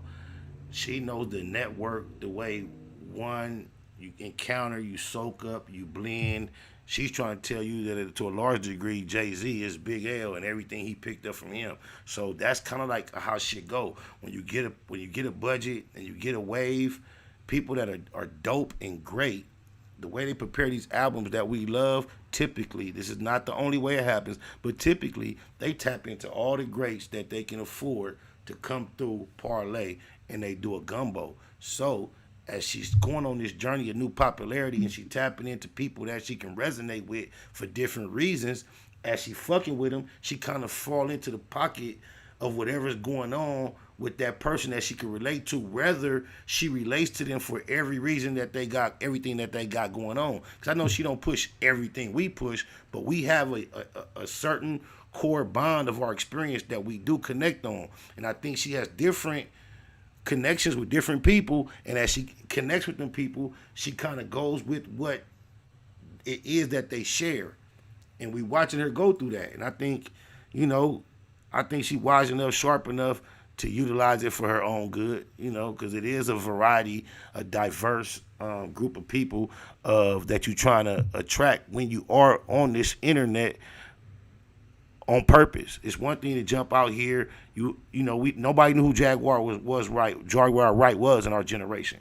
So first thing she did was jump on her own personal device, talk her shit. Whoop, she caught her wave. Now she coming back on purpose. So yeah, she's purposely trying to keep and gather a following. So the way she cook up her gumbo, that's on her. I ain't mad at none of it. Yeah. I mean, we can't speak on who people choose to deal with, within the industry, within these public platforms. No, it's not our business. Only bit of our business it is. Mine personally, because I am personally affiliated with her at this point. But I mean, outside of that, we just spectators. And it's the same way back in the day when we used to watch the Cosby Show or Different World. We get to school the next day. You seen that? This is what this is. We just doing it in real time now. So when you really getting your whole personal, feelings involved in shit that you not personally tapped into, then that's on you. Cause it was a little bit. You'll watch an episode and feel a little something, but by the time you wake up in the morning, that shit over with. You feel me? But now, because it's the internet, people will feel like whatever Jaguar Wright got going on, whether they like it or not, it's a reason for them to really feel one way or another. And me personally, I feel like without me meeting her and being now having a bond with her, outside of that, we just spectators watching something that's popular, and we discuss it amongst ourselves because that's what we do as a culture. But to actually pass judgment in real time, because just think about this. Everybody's ruling out the fact that when the cameras go off, they both might be laughing together, her and her husband, like, these stupid motherfuckers. Ah. Entertainment. Yeah. And all that. Straight entertainment. Bro, so if you rule that out, then she got you already. You feel me? I'm still watching. Oh, my mama. She my folks. Goomba my folks. Oh, my mama. That part. And that part right there. Yeah, the weirdest shit I could say that I seen was, and maybe I want to give her credit, and I don't even want to give her credit. I want to give the divine power and energy that's really dictating shit and Goomba credit for just allowing the name association to bring a little more awareness, because I really believe, oh boy, I ain't gonna say his name, was a bad seed that was just recently amongst them that kind of like triggered a lot of their dysfunction that led to her capture. I'm glad that energy is apparently away from their union, because I don't believe that was a part of the plan design for long term at all. And any like separation I would ever see myself establishing with her would only at this point be based upon she's like trying to establish some type of promotional connection with that C word, carbon.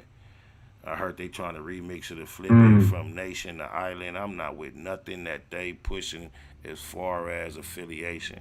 So if that's her new ambition and mission, I'm definitely have to love her from a distance and from my prayer closet, because I'm not publicly. I got children that are not of age to understand anything affiliated with any of those words. And if I'm gone and they have to stumble upon the internet, they'll never see me tapped into nothing that salutes that bullshit. Oh, mama. And once again, that's you standing on what you stand on. You know what I mean? And sometimes they got to go against the grain of what everybody else might think is cool. Oh, principle before purpose until the invisible surface. I'm going to get back on my pen game. I be having bars been beating me up in the brain lately on my mama, and I ain't been diligent to capture the majority of them. I've been letting them float, because sometimes you just utilize it as a reminder that it ain't gonna never go nowhere. But sometimes that shit dry up for so long, you think like, damn, I ain't got it no more. And if you just trust, the energy and don't try to force it, that shit come back like it did when you was, mama, you dig a lot.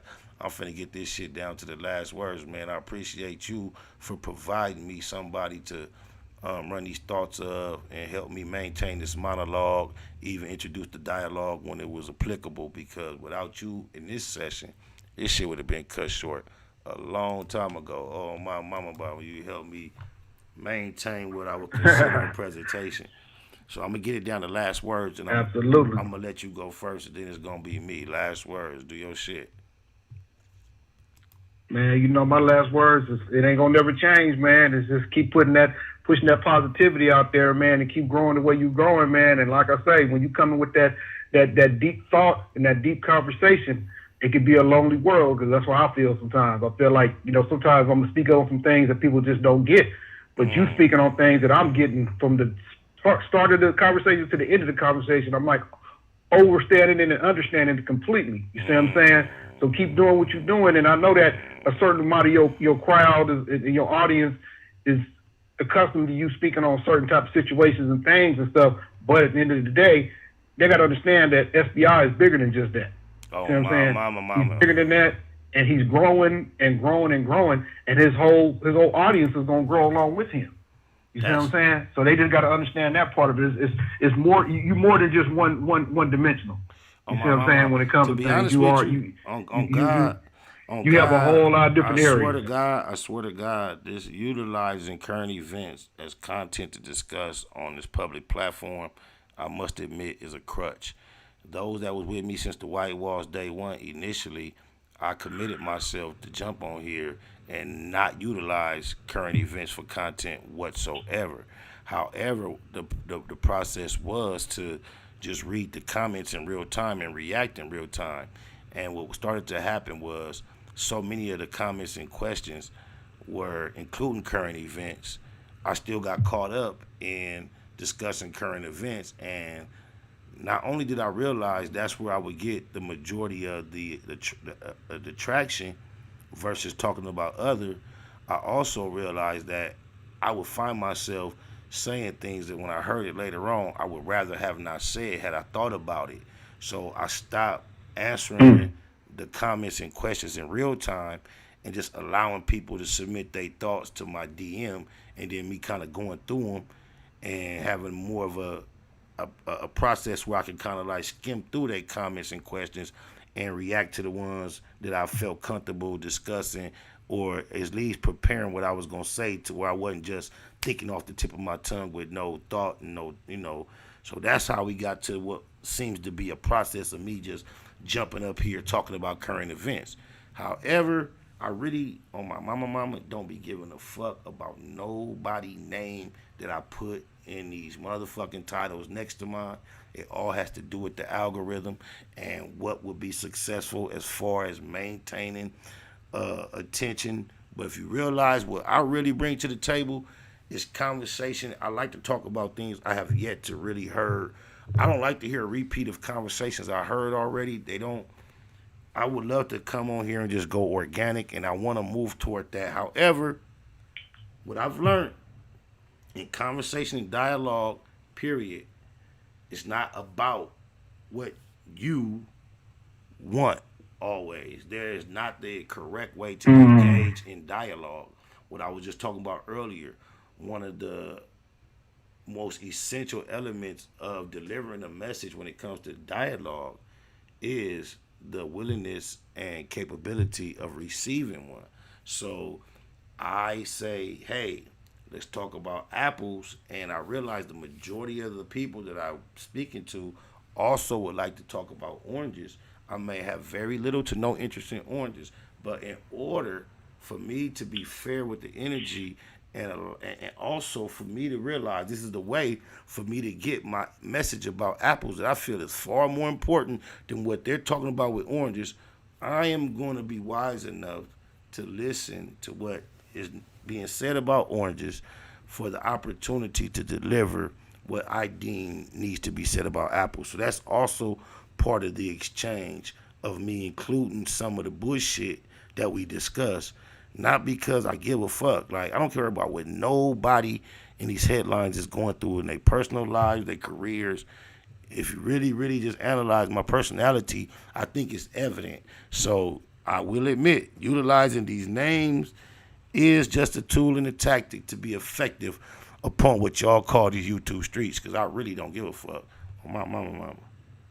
But see, you got to understand as well, though, with the following that you have and the platform that you have people that value your opinion, and they want to know your opinion when it comes to certain subjects, certain things. Just like, say today, a lot of people might would have thought you would have spoke on the situation in Memphis with the police officers and them being, our color and all that. You know what I mean? Because a lot of people have a lot of interest in that, and they wonder what people's opinions. And when you get to a point where people start valuing your opinion on a higher level, that's just something that's going to be expected of you. God bless you, and God bless him. What's his name? Kyrie, say his name. What's his name? Tyrese Nichols, I think. Is it Tyrese Nichols? I think it was. Hey, man, look, that's further confirmation. You are tapped into that energy that I'm trying to describe that I cannot describe. Thank you, because I will be remiss not to mention him in the video I saw, because I have seen it, and I have gone through somewhat of a deep thought process as a result of viewing that video. And what it did, I want to rush past everything other than condolences and love toward his people and him. However, in condemnation, bro, this is what I realized, because like you said, it was black officers. And you like, how does this same indignation arise for what he went through? And it's like, it shows you how powerful what we typically see the police do. 3 colors are usually involved. It's or sometimes 4, because the blue sometimes wear tan. But however, typically it's the blue, the black, and the white. The person on the receiving end of the violence is typically black. The person giving it typically white, and the uniform is typically blue. And we'll just say blue for the sake of the tan and the blue. Typically blue. So, and we usually we're conditioned and we're accustomed to responding to these situations with all that being said. So now when you see what you typically are responding to, and you see, oh man, the blue and the white is fucking over the black, and now you see, damn, it's the black, you often get confused as, where do I place these emotions, these feelings, this rage? Where do I start my focus on what's wrong here? Because is it the same thing? Because these are my people, my black people doing this. And this is what I've come to realize through watching that video. God bless his soul. That's the power of indoctrination and conditioning of that motherfucking blue uniform. Even those amongst us. Culture. What's the culture of law enforcement? Of law enforcement. Of law enforcement would take an otherwise person who would be passionately anti exactly what he's doing, because he knows he's on the top of the list of being a recipient of that. Healthy, masculine appearing, aggressive black male. And now here you are doing what you are doing to not so apparently aggressive masculine black male for no apparent reason. And then I'm trying to wonder, where do we place that anger in the same direction? Because what I realize what happens is, when they put that motherfucking blue uniform, they're no longer black a lot of times. And for those that are. You know, those that are. I know officers that have lived years and retired, and they are black in my own personal life, in my casual life. But however, that uniform has the power at times, and I think even the ones that I deem black, the consequences may not been that extreme. But I think if they went through a successful career in law enforcement, they've all compromised their black to some degree, because we don't see this uprise of reports of black officers blowing the whistle ever. That has never been an epidemic. So, although they may have not done things that they're extremely ashamed of, I think to be successfully fulfilling that uniform, all of them have done something that's not so black. Because just think, as many black officers it is on these scenes of these injustices, that should be enough for it not to happen. It's one clip I love, and we played it here one day. It's an officer somewhere in a high rise, and he in a court building, and the black family, their family was murdered by a police officer, a white officer, and they was in the lobby while the police come in. The officer going to court, he just got found not guilty, and the black people was in that thing finna go up in the lobby on the officer while he leaving court. And it was obviously, they went through the metal detectors. They ain't got no weapons. It's obvious why they feeling the way they feeling. You killed their baby, whatever. But you could tell the white officers was finna do the ooh-wop, doo-wop to him.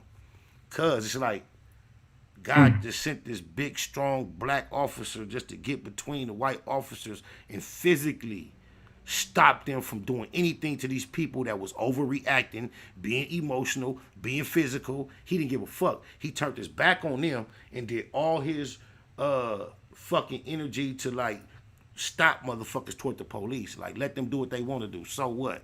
So whoever he is, I love you from having the courage to do that when you did that. And it's going to take a lot more of that in our existence as a people, you know what I'm saying, for us to just realize it still exists. But I want to let you know, that energy will not take over. It's not going to take over, bro.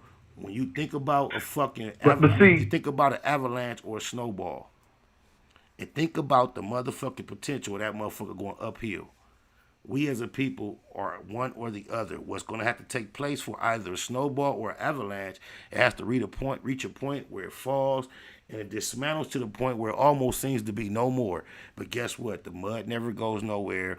The fucking snow never goes nowhere. It goes back into the elements, back into the process of recreating the next movement. And that's what we are as a people. This shit is not going to turn around and go uphill, bro.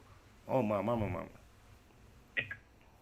And people got to understand the culture of law enforcement. I've been saying for the longest, ain't no such thing as a good police officer. People get mad. Why would you say that? Why would you say that? Because they're not allowed to. Just like you said with the one brother, right? When he stopped those other police officers from doing what he did, when he got back to the precinct or whatever. Now after that, you ostracized. We ain't because you don't back us up. You're supposed to be backing us up whether we right or wrong. That type of mentality. You know what I mean? If that's the kind of mentality it takes to be a police officer, I don't want to be a police officer, and I don't think nobody should be a police officer because you can't do the right thing. They don't allow you to do the right thing.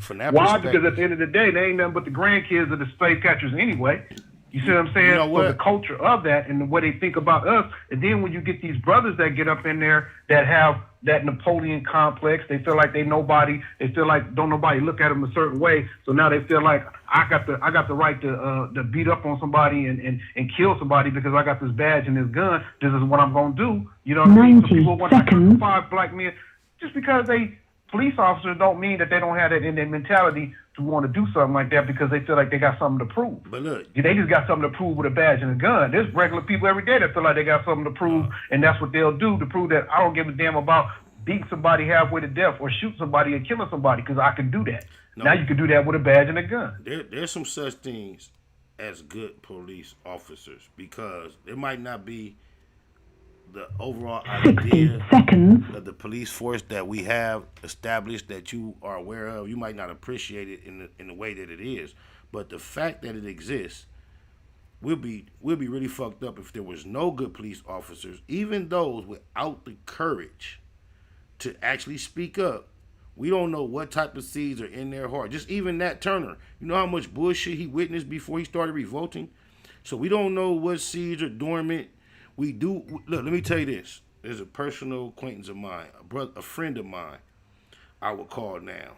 Brother Walker, I love you. I watched him raise little baby boys into grown men. I knew his wife before he knew his wife.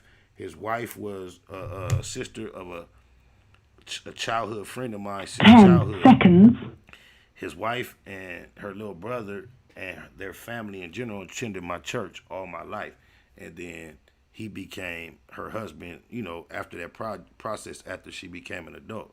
So I've been knowing her all my life, and I know his family, his married family, and the family he created with my church sister. So I'm very familiar with him. So I've been knowing him for years. And then I just imagine this. So one day, years ago, cause I'm with my female, parked out in front of her mama house, in my car, smoking weed, minding my business. I'm talking about her mama house right here. We parked in front of her house, minding our business. The police driving by this way, bust a U-turn, and get on me. At this time, I didn't even know Brother Walker was a motherfucking police. All I knew was he was Bridget's husband, the family. We be at church. That's my Yay people. Sister, they mama and all that. It was just all family. So I just knew that. He just got a distinct ass look you never gonna forget. At the church house, we wasn't no best of friends or nothing. Like I say, I knew the feminine side of him being one, his wife, and he's one with her. I knew her all my life. So he was like an addition. So at church, I think our communication was just like eyeball energy, casual. It wasn't like what it is now. We like this now as far as brotherhood. But at this point, the police bust a U-turn and they get on me. I'm sitting in the car with my girl. We chilling. He like, get on his purpose, woo, woo. I'm looking into this nigga's eye. I'm answering his questions and all that, woo, woo, woo. I got a little bullshit warrant at the time. So he done got me out the car, got me against the wall. I'm handcuffed. And he got somebody with him. Who are other, like a Hispanic or Asian or some officer, cuz. So I wait till he's just like, me and him. I'm like, man, you don't know me? He like, man, you look familiar. I said, man, I go to Tamarind Avenue. And y'all know how I feel about my Seventh-day Adventist connections. That's how I'm riding with Jaguar and any of that. I always promote. I'm like, and at this point, I'm like, cuz, nigga, I know your wife, your kids, your whole family. I see you every other Saturday. Whenever what's happening, I'm like, I know this finna be. And he was like, oh, man. He said, I know you look familiar. Cuz still gaffled me and took me to jail, right? I'm hot as a motherfucker. At this time, I only had like maybe 1 or 2 kids, and like they was at the age of between, I think I only had one, probably Curtis. She probably was just like 1 or 2 years old. So I wasn't going to church that often. I didn't really, when my daughters was babies, the majority of the time went to church was either take them, and then they got to the age where they'll be on program or doing something. And that used to be the bait for my mama to get me to church, like, you know, the girls on program, that type of shit. So during them years, I was at church a lot, but not like every week. So I remember from them years, every time I go to church, cuz I used to be like eyeballing cuz, hot as a motherfucker. Or I didn't go for it. I didn't do that. I didn't go for a long time, and in my mind it was fuck him. But my mama finally talked to cuz, and he was like, man, he felt so bad. He was like, man, by the time he realized what was going on, he had went too far with the process to undo it, because he was in the process of training that other person that he was with. That's the only reason he did the bullshit training day stop on me, because he training him. And guess what he said he bothered me for? My car was parked more than 6 inches from the curb. This was the violation. Wow. Yeah. So, and look, from that point on, I've had an experience, a relationship with him that has lasted 20 years since then. And we have no negative energy between us. We have politicked on a lot of things. Like I say, he's been in law enforcement that long. He's retired. But however, the first person I was involved in rearing as a parent, my son Steve, is now a member of law enforcement. And throughout this whole process of being interested in that field, Brother Walker has been instrumental and active in coaching him, inspiring him, lacing him up, pulling strings at time, helping keeping him focused.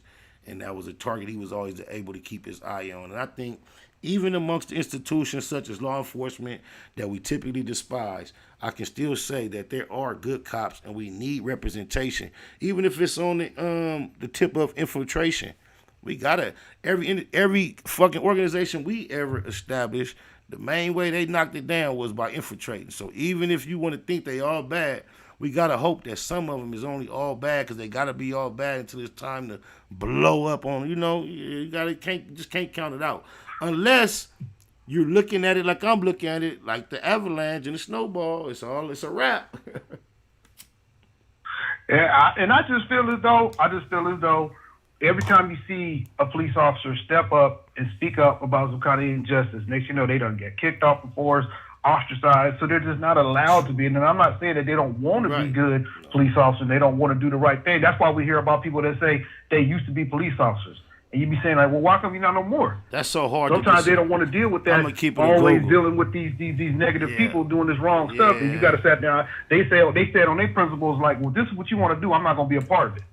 You see That's what I'm saying? hard. Because they're not being allowed to be good. That's so hard to disagree with, bro. On my mama, I could act like I got all the deepest shit to say. No, fuck that. That's hard to disagree with. That's why I want to shout out Christopher Donner. Rest in peace. He the type of rider that I want to acknowledge.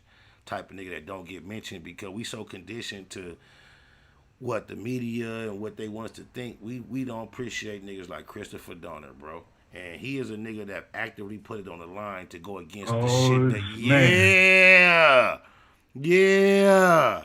Shout out to Cuz. Oh my mama. I'm glad you reminded me of that, because he tried to be what I'm saying exists. And they smothered him. They wouldn't allow him. They fucked him over. And they don't allow it. They fucked him over. You're right, bro. You're right. And you know what? When you think, but look, let me tell you, look, take it outside of our emotional understanding of that, as real as it is.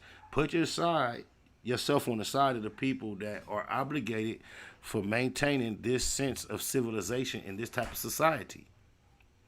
you have to establish that type of allegiance to that institution in order to maintain the order that it takes to keep the society going. Whether we agree that it's justifiable or not, if you are part of the power structure that wants this society to keep moving this way, you have to have that in place. You have to have human beings walking around executing the law the way that they are going to have these robots doing it real soon. I just saw a video of the police showing up at one of them situations where it go dumb and they send a dog in and the dog was a robot and he was weaponized. He didn't have to bite shit.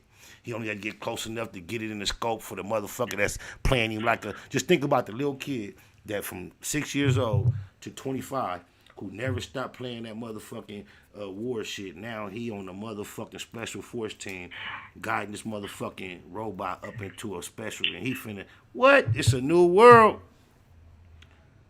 Man, look, you about to make me go on another one again, because I seen that video that you put up when you was at work, and it was the robotic little trucks taking the containers off. We was just talking about that, how that part right there is about to be taken over for us, as far as us being able to have our jobs because of the robotic technology. And you actually showed the video of the little, I guess it was the little trailers that was taking off the containers and going. I said, man, shit is getting real. And guess what? Typically, every move you were seeing right there is done by a human in a truck, where you have to pay the human a certain amount of hours for operating that truck. The truck is going to need gasoline to operate. Now they eliminated the truck. Now it's just the flat. It's just the trailer, just the flat part, and it's digitally operated. It's lower maintenance, no emissions. I see, as much as I want that to not exist, I see how that is another avalanche, another snowball that is going to not stop until it hits a certain... It's inevitably going to take over. It's the same way they got McDonald's. Yeah. They got McDonald's with no... I swear to God, I went to McDonald's the other morning. There was nobody to take no order. The drive-thru had some peoples, and they had peoples that once you made your order to bring your food to the counter, but you had to put your order on the touch screen. You know how tricky it is. How do you go through something as traumatic, supposedly, as COVID as a community, and at the same simultaneous time force that public to touch on touchscreens together? Something ain't right, bro. That don't even go along with each other in the same cultural climate. Okay, we just had COVID, but now you're going to go into your current places and you all have to put your fingers on the same device. That don't go together, bro. Something not adding up. But think about it, though. Think about it. We live in a country that was built off of capitalism, right? You got these companies that are allowed to have artificial intelligence, robotic technology, that one, ain't gonna never ask for a raise, two, ain't gonna never call in sick, you ain't gotta pay for their medical, you ain't gotta give them a 401k or a pension, nothing like that. Them companies are gonna eat that up all day long. They wouldn't give a damn about how we spreading out what we spreading around. And if we want to get on that level, we can start talking about the metaverse and us living in this virtual reality world where people ain't even gonna be going outside because people are gonna be sitting in their house having food delivered to them. Man, you see what I'm saying? Like, I can get way deep on that one. I'm gonna leave that one alone because we can go on all day about that. Too late. It's deep. It gets deep, man. Once again, you reminded me of one of my first realization of, hey, yeah, that's where we really headed, was the movie WALL-E. When the movie WALL-E was a current, fresh release, I had kids young enough to where I saw it when it was new in the theaters, and I went to see it. And what I learned through that movie was the time we living in right now was on its way. There was no such thing as DoorDash, Grubhub, no Uber Eats. There was no Uber. It wasn't no all this shit. It was that long ago, but it was so. But if you watch that movie, anybody go watch that cartoon WALL-E. They predicted this motherfucking day right here. And if you want to go deeper than that, my father, who is not typically a spiritual person at all, well, I won't say that. I say he's not a religious or indoctrinated individual at all. He's always had an innate spiritual presence. But he never went through a whole lot of being taught. And, you know, he just generally believed what the average black Baptist people say. And, yeah, I'm with that. So, but, damn, one thing he used to always point out to me through my life was the book Big Brother. I think it's called 1984. but it's about Big Brother. I guess it's a book that was mandatory reading in high school when he was in high school, and it impacted him just about the computer, the word computer in general. And this is like 30 years ago. When I was young, he used to be impacted about how that book, 1984, predicted what was going on back in the 90s. Nigga, if you know what it was saying, it was really, I can't imagine, bro. You see how fast this shit going? Hey, bro, you know what? Hey, we living in a, hey, what the fuck is going on, man? We living in a fucking cyborg existence. Like, it's just reality cyborg, bro. There's several movies out there that you can watch that can give you a possible understanding of what we might be looking at. Everything from the iRobot. There's another movie out there called Ready Player One. Even the Terminator. All these movies is based off of technology, and technology basically taking over to a certain degree to where what we know life to be right now will never be no more. You know what I mean? Could you imagine somebody 50 years from now saying, man, back in the day, people used to go outside and be around each other and actually touch each other and this, that, and other thing, because we're living in the world where we're living in this artificial world, this metaverse. And they pushing it. You see how hard they pushing it? But do you know that, do you know there's a very healthy-minded, intellectual group of people that theorize? Shout out to Bobby Hemmett, Lord Jamal, and others such. I'm very new to this type of content, but there are people that profess, preach, and explain how, to a large degree, our whole existence is somewhat a version of what we are creating as in the metaverse. And metaphysics, I'm not finna never sit up here and try to talk like I'm nowhere near any type of expert, but it is a concept that I am becoming aware of to a larger degree that makes a lot of sense, even in comparison to what I've been taught biblically and through doctrine. And I'm not saying I, promote or push or anything, but it's just something else to be aware of in your thought process when you analyze a lot of time what's going on. Yeah, it's crazy. Oh, my mama. And I'm just like the last time I chopped it up with you, when you put me on that, what's it called? The real life statistics in football. How you talking about how they can they can talk about how many steps you took and all that. I didn't know nothing about that. You put me up on that. Do you see how they just fucked over the Buffalo Bills?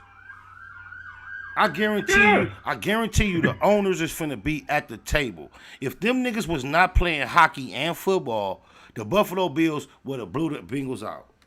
All of a sudden, you put one of the most explosive, efficient teams heading into the late rounds of the playoffs on ice, and they get blew out by a team that you knew it was the fucking ice, bro. They had them niggas playing NFL playoffs on ice. Like, you got Mickey on ice, Disney on ice. Nigga, you had the playoffs on ice. Now you having the most precise combination of athletes. It was the fucking Bills, the Eagles, and the fucking 49ers. The motherfucking Cowboys was fourth in that class of real efficiency potent teams. Nigga, the Bills was right there, top 3 with the Eagles and the 49ers, nigga. If they wasn't top 2 with the 49ers is really based on their defense. But the Bills was one of the most, it's that fucking ice, cuz how do you fuck one of the best teams out of that moment be on ice? That's fucked up, bro. That's fucked up. Part of what they like with, talk about the elements of playing and man, look. Imagine, look. Just imagine us as the public, NFL, NBA equal. Even though baseball is equal to those that's tapped in, it's not that much of us. But we look at those 3 equal. Imagine all of a sudden, nigga, Steph, Kyrie, LeBron got to do what we appreciate them doing on ice all of a sudden. What the fuck? These niggas already got to do it with cleats and pads and helmets and risk the worst injuries. And now you going to make us do it on ice and put the biggest prize on the line? That is boo-boo economics. That's boo-boo thinking. That's boo-boo. That's the most barbaric when it comes to thinking. Besides the risk of injuries, that's the dumbest shit any investors that are investing in $1 billion industry can be fucking allowing to continue. That is stupid. That's dumb as fuck. But trip this out though, you know they had it to where if Buffalo would have won, they would have been playing at a neutral site in Atlanta. Bro, look, I guarantee you there are people with real influence on the subject that are pushing the line from this point on. There needs to be regulation of conditions in all games. There is no, look, the NFL plays the least amount of games of all major sports. No expert that's putting that much on their line, shout out to DeMar Hamlin, with their physicality can afford to be robbed of any of their potential performance based on the elements within a 17 game. It's not affordable. No one involved can afford it. The only person that can afford it is the gambler that's betting on Mother Nature that has yet to lose, nigga. Mother Nature, that shit gonna always win, nigga. So the person that's gambling on that is the only person that wins. If you're gonna keep any type of fucking integrity about the competition, you need to regulate the conditions to the largest degree of your potential. And we know with the type of money generated within that industry, putting some motherfucking panties on every party is not impossible. Oh, my mama. Look, and we all know that Mother Nature is undefeated. That's what I'm saying. And I know any real NFL person, from the professional to the layman, that really knows what's going on, know the Bills would have beat the Bengals on a regular in a dome. They would have blew them out, bro. They would have ate them alive. They'd have wore them out. Yeah. They'd have wore them out. They'd have wore them out. So and with the elements, it just didn't work. Yeah. You see what I'm saying? It just didn't work. In the NFL, like we say, you brought it back to the fact that they keep such close and precise statistics and analytics. It is like sending a caveman into a motherfucking digital editing suite with no fucking training. What the fuck? It doesn't go together. You need to have your environment needs to be as sophisticated as your camera system, your media system, and your performance tracking system. You don't track my performance to the degree that you do, and then in the most important time of the season, throw me in conditions that alter my performance. I work out too much for too long to maintain this level of ability to perform. The elements, I don't care how cute it's been, how much a part of the NFL's experience, and you grow up wishing to do it, it needs to become a thing of the past fast. I'm glad nobody's saying it because I know will be documented as my voice. We might get drowned out when it get big, just like the word beautiful is way bigger than, me at this point, thanks to Crayola. Or my mama. But NFL. Multi-million-dollar corporation. Yeah, multi-billion. Billion. Crayola had a part in raising us all, bro. When you can pre-think or influence a corporation of that magnitude, it lends some type of evidence to the blessing that has been bestowed upon you. I take no credit. I believe it's a blessing that has been bestowed upon me. But, yeah, when you can pre-think or either, inspire someone along the way who makes the decisions for Crayola to kick somebody out the 60-something box and replace it with beautiful, you are existing on a wave. You're existing on a wavelength that is, prolific, inspirational. That's Crayola. You know how much Crayola considers. And we gotta be about our.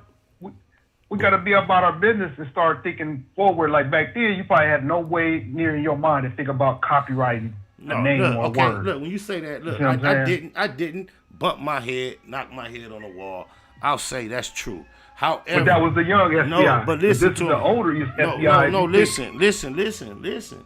At that time, my likeness, my logo, my name, everything that you would consider that would fall under that umbrella was signed to a group, an organization, multiple that managed that and had an interest in making sure that did everything it was supposed to do. The individual that I was in direct contact with that managed that whole portion of my career contacted me before I could contact him, Curtis, about Beautiful. He reached out to me via telephone, and on the opposite end of the phone said, you got a joint, B.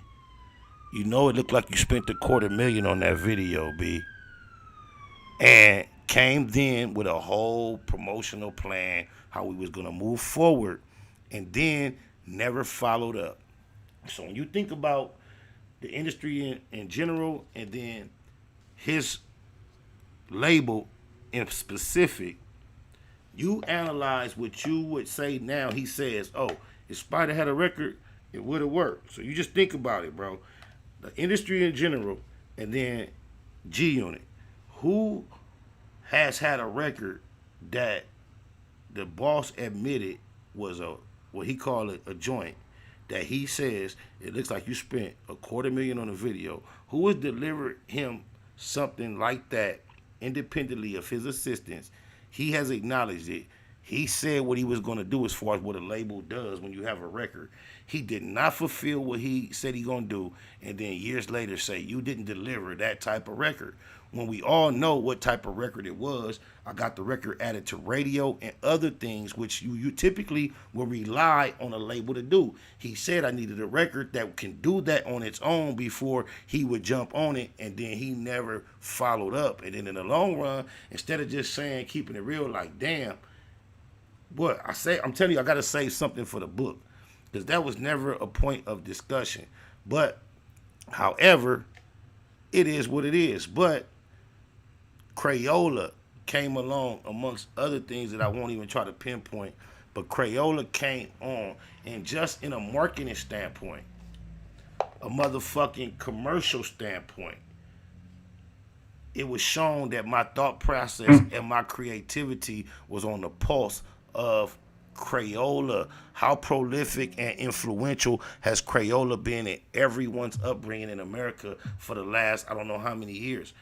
Every grown-up we know and every baby we know outside of our grandparents grew up off of Crayola. You know how unique of a word beautiful is? And I'm the type of nigga, even though cuz don't even keep it reciprocated, shout out Crooked Eye, because I never heard or thought of the word till he said it to me. But we know, as far as from art culture and publicly, who was responsible for putting it on the map. And so for that to be a big gap in between when I introduced Beautiful to us, as far as we knew, we didn't know nothing else about it. And then here come Crayola, cuz that's just crazy. But I appreciate it, bro. I don't even look at it from a negative way. Like, sometimes you get tempted to because of outward energy. But before somebody else look at it like, damn, you shoulda, woulda, coulda, I'll be already appreciating what it is and not even really tripping on what could have been, should have been. Even if I realize a position of where I could have maximized more, I don't take it like I take it like ooh.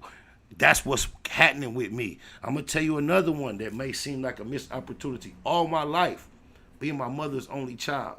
This is why you got to unplug, bro.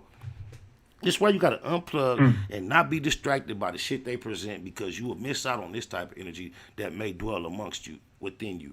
All my life, me and my mother, just being her only child, you know how the remote control always get caught in the couch, under the couch, behind the TV, in your old pocket, on the somewhere you don't want it to be. You're looking for the remote control. Well, me and my mother spent, I don't know how much time looking for remote control, and I just remember being young always saying, man, they need to have a button you could push and it'll beep so you can find the remote control. And she and I alone, no one else can confirm it but her and myself, always used to say that. And here it was almost 2 decades later, almost a decade ago, DirecTV, or it was a Dish Network, their main promotion was, they was running for almost a year or so, or maybe better, was they was promoting that if you lose your remote control, you could walk up to the cable box, push a button, and your motherfucking remote control was going to beep. My just natural reaction to our environment, imagine that as something we needed. I swear to God, I need to be on Shark Tank for something on the set. I got something in mind that I don't want to say right now, because then somebody out there going to beat me to it. But on my mama, the fact that it's a such thing as a Shark Tank on the set, but I'm just telling you, like, it's a certain energy that attends my life that I'm realizing at a current time right now, I'm having to trade a lot of physical, stimulation in order to access non-physical stimulation.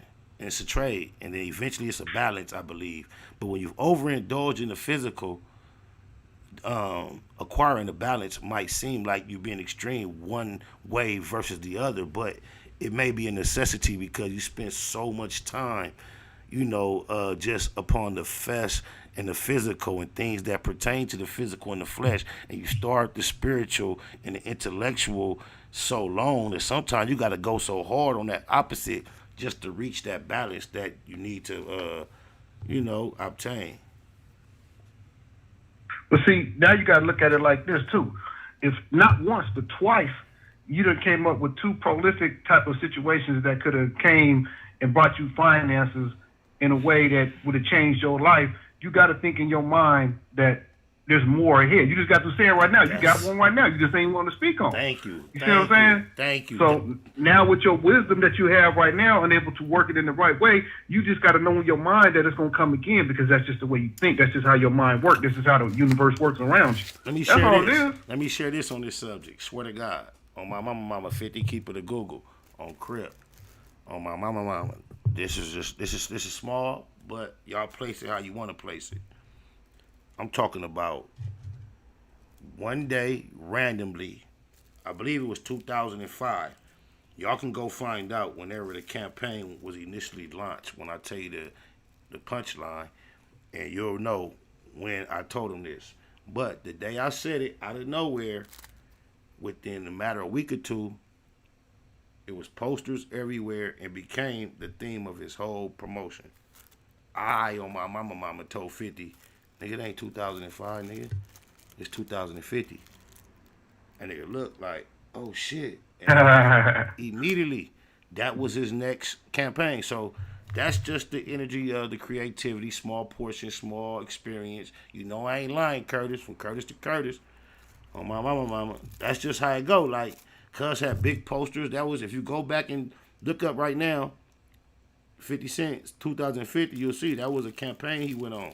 But that was triggered by me saying it one moment, and it was like oh shit, no shit, and he ran with that. On my mama. Spark the light bulb. Spark the light bulb over his head. No extras, no hating, but this is the type of environment that I was invited into as far as ideas and concepts anyway, as far as what he extended to me, as far as how we gonna build and create projects, records, and anyway. So it was nothing for me to be involved in that, and like, that's what I was there for, to be able to, present and be appreciated for that type of input.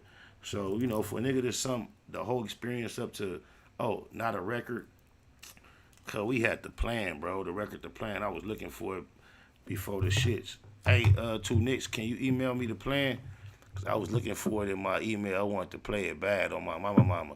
Amongst other records, cause I can't believe a nigga either. And then a nigga say, I think it's the spirit. Everybody got action at the spirit.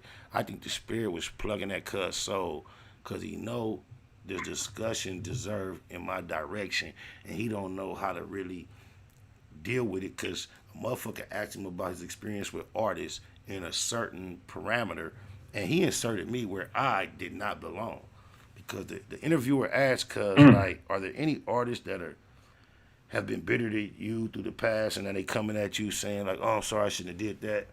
And then his response was like, oh yeah, remember Spider Low? If he had a record, it would have worked. The answer didn't really like coincide with the question, and neither do I fit the person that was described within the question. However, his response, it can never contain what actually took place, that he didn't have a record. Because that's just like, then in the end of that, he tried to paint me as somebody who, he said, yeah, he's mad at me because things didn't work. Never, ever has been me. When it was obvious things wasn't working, and he was mishandling the communication about things not working right, I gave cuz a pass for years. It was like, stop working and stop working right in about 07. Cuz never told me that. It just became obvious. Like I said, it was niggas like Yayo was the last niggas that was like telling me they gonna tap in and try to patch in for me, that I was realizing, okay, probably around 07 or a little later than that, right? I never went public and said nothing negative about cuz. I don't know how bad I looked, how goofy I looked. I always had positive to say. I was still pushing G Unit Crip, even if I was being sarcastic, no matter when. I don't give a fuck what nobody say. I never had nothing bad to say about cuz.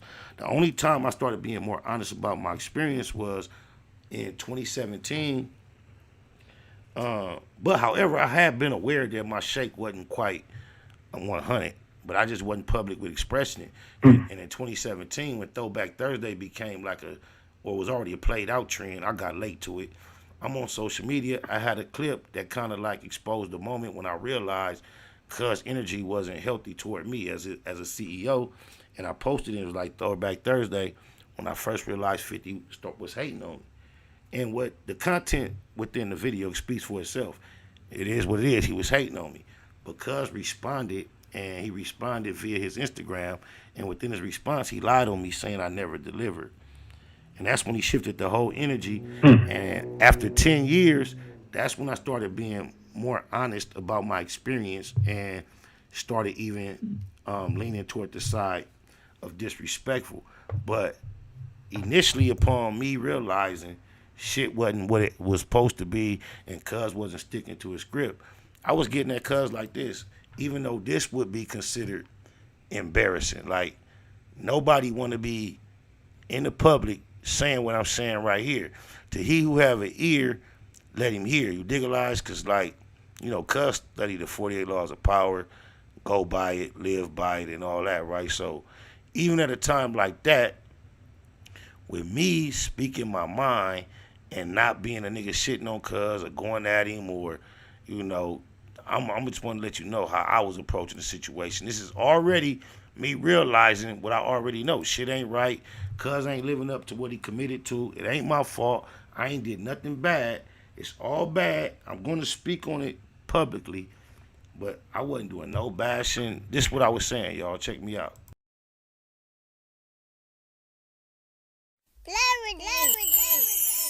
Celebrity, baby. Yeah, SPI, I'm a hood star. G-Unit, I know star. Well, with G-West, G-Unit, I'm from LA. A nigga ballin', you ain't heard, I can have more though. Go ahead, I'm working on that. Check me out. Hope this letter gets through to Connecticut. Tried to edit it with all kind of etiquette. I won't let it get negative, but I ain't been on much since the predicate. Missed at least 5-6 releases to date, 7 or 8 if we count pieces to weight. Placed quite a few calls in the Mrs. Nikki. Crashed on 2 blogs on Mississippi. My folks say G-Unit trippin', but the loc stay G-Unit grippin'. Been a while since I've been on the road, you know. The bitch boy probably thinking I told you so. This the path I chose. Still fucking his hoes at the half my shows. They hating stronger, I'm fighting it harder. Bumping bank shit, drinking on vitamin water. I'm a celebrity. Got all these bitches screaming for me, claiming they in love with me. I'm a celebrity. Paparazzi taking pictures of me, and bitches trying to pose for me. I'm a celebrity. Got all these bitches screaming for me, claiming they in love with me. I'm a celebrity. Paparazzi taking pictures of me, and bitches trying to pose for me. Some people see the tattoo and call me whack. Chris Lighty said here, had you call me back. And all, I ain't pissed at all. I understand, I probably just missed your call. One day, I pray my CD blows. Meantime, I'ma grind these TV shows. The label, they say I took too far. But if they knew how far up in my book you are, appreciate the rap deal and the ease ice. Real nice of you to take me overseas twice. Watch the beef that I had with Yuck and fuck. I hate it when bad with Buck. Something's changed, that's obvious. I ain't mad, I wanna say gracias. That's from the heart, I ain't make this up. I'm grateful, I ain't never ate this much. I'm a celebrity. Got all these bitches screaming for me, claiming they in love with me. I'm a celebrity. Paparazzi taking pictures of me, and bitches trying to pose for me. I'm a celebrity. Got all these bitches screaming for me, claiming they in love with me. I'm a celebrity. Taking pictures of me, and bitches trying to pose for me. I'm streets, ho-hoes still hoes in. Taking pictures, the hoes still posing. Diamond used to love her, I'm still sprung. I gotta get it poppin' though while I'm still young. Told Tattoo Danny, I want it on the fist. This fifth got me with 100 on the wrist. Got love for you, if it work out or not. My bad, I don't work out a lot. I still got the rent for the whole run the building. Congratulations on your 400 million. I'm a bad man, never been a good kid. And you done way more than should did. I know you busy, so I follow your procedures. But take Theo either. I'm a G, I ain't got an attitude. A few concerns and a whole lot of gratitude. I'm a celebrity, got all these bitches screaming for me, claiming they in love with me. I'm a celebrity, paparazzi taking pictures of me, and bitches trying to pose for me. I'm a celebrity, got all these bitches screaming for me, claiming they in love with me. I'm a celebrity, paparazzi taking pictures of me, and bitches trying to pose for me. On my mama, we already like in some extra credit type shit. So y'all see, that's what I was talking.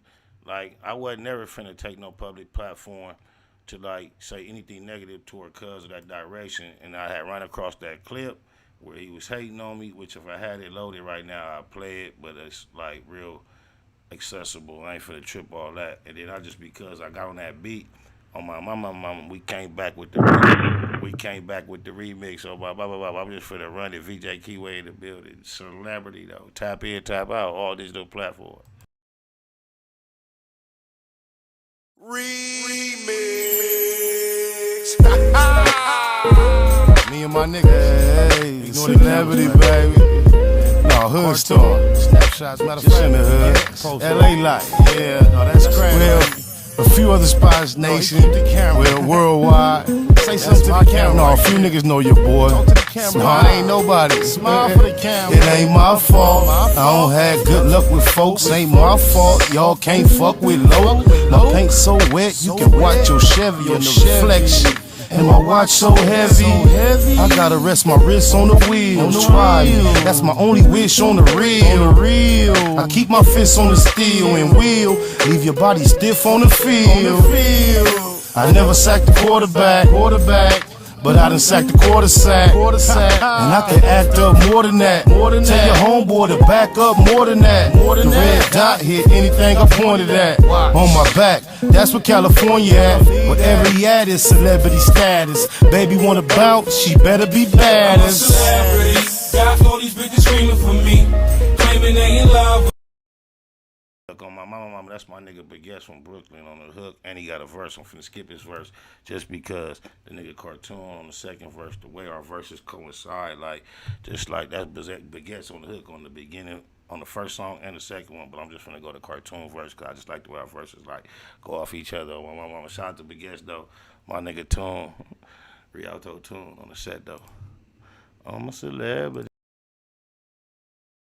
Let me see that ass, a autograph. I'm a celebrity, got all these bitches screaming for me, claiming they in love with me. I'm a celebrity, paparazzi taking pictures of me, and bitches trying to pose for me. I'm a celebrity, got all these bitches screaming for me, claiming they in love with me. I'm a celebrity, paparazzi taking pictures of me, and bitches trying to pose for me. It ain't my fault.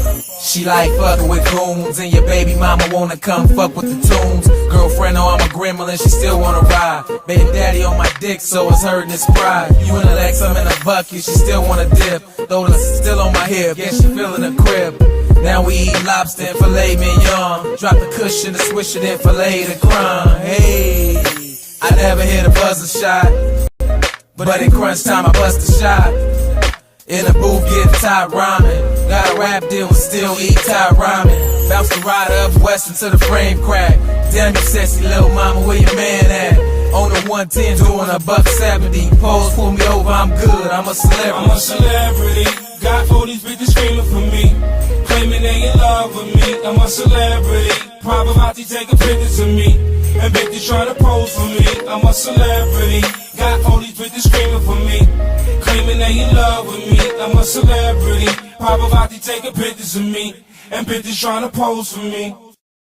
That's the celebrity little, like, you know, what you call it when it's two. It ain't a trilogy, so it's a, you know, that's the remix of Celebrity and the original. But I ain't never hated on the experience. On my mama, it was so many things just because in life, there are things to not appreciate about almost every experience and interaction that you get involved in, that you become engaged in. And likewise with my experience over there, it was shit that I had experienced that was not to be appreciated. But when I weighed the pros, cons, the overall, the good and the bad, I took the totality of it as something to experience. But when it came time to analyze, and you can still do this because of the way that social media and the internet is designed, if you go take the entirety of my communication experience or connection with that company, group, said, individual, if you go find all the commentary, statement, anything that's been said about me or represented about me from that individual, and analyze what you would consider promotional or detrimental, boy, I'm telling you, it's a cold little. I might take the time of myself to compile some clips just to paint the perspective for those who might not follow me, what I'm saying. Seeing sometimes is better than hearing. So maybe I would do that. But just the overall experience, just what you would think would be invested upon an artist if it's not going to be an active amount of dollars in budget, which, if you also notice, anytime said individual is questioned about his experience or lack of experience of success in the industry, he typically reverts to the machine, the promotion, the amount of dollars allocated by said, company that he kind of had above him. He always resorts to that and points to that as indicative as to why he might not have been successful as you might have perceived or hoped he would be. However, when it comes to him being in the position of that company toward an artist, well, I won't say an artist such as myself, it seems like that type of responsibility or accountability is never mentioned, acknowledged, or, and if you want to say it's a record, he told me what he told me about. Can I ask you a question, Spider? Most certainly, please do. If you had the chance to do it all over again, would you do it all over again? If you did, would you do anything differently this time? If I would do it all over again, if I would also be cognitive enough to do certain things along the way. I wouldn't do it again and then make a certain decisions following up. But I think I could have done it, and I could have executed it better for my benefit. But my lack of experience, my naivety, and being loyal to a fault, and being just more organic with the experience versus being business minded or acclimated, it just didn't. I didn't, even with the other person's intentions and him not, following through totally with his commitment. I think I still could have shaped it for a more productive experience had I been more savvy to what was going on. But to be honest, I came into the game quite green and remained quite green, pretty much being rocked to sleep. Not saying it was intentional, but because of my acknowledgement of how green I was, it was all from the jump. It was always met with a reception of, don't trip, we got you, this is in place. Just on issues this simple. It's crazy because I talked to Shaw Money some years ago. He act like he don't know where I got this idea from. But on my mama, this was like an everyday conversation upon introduction to the whole situation.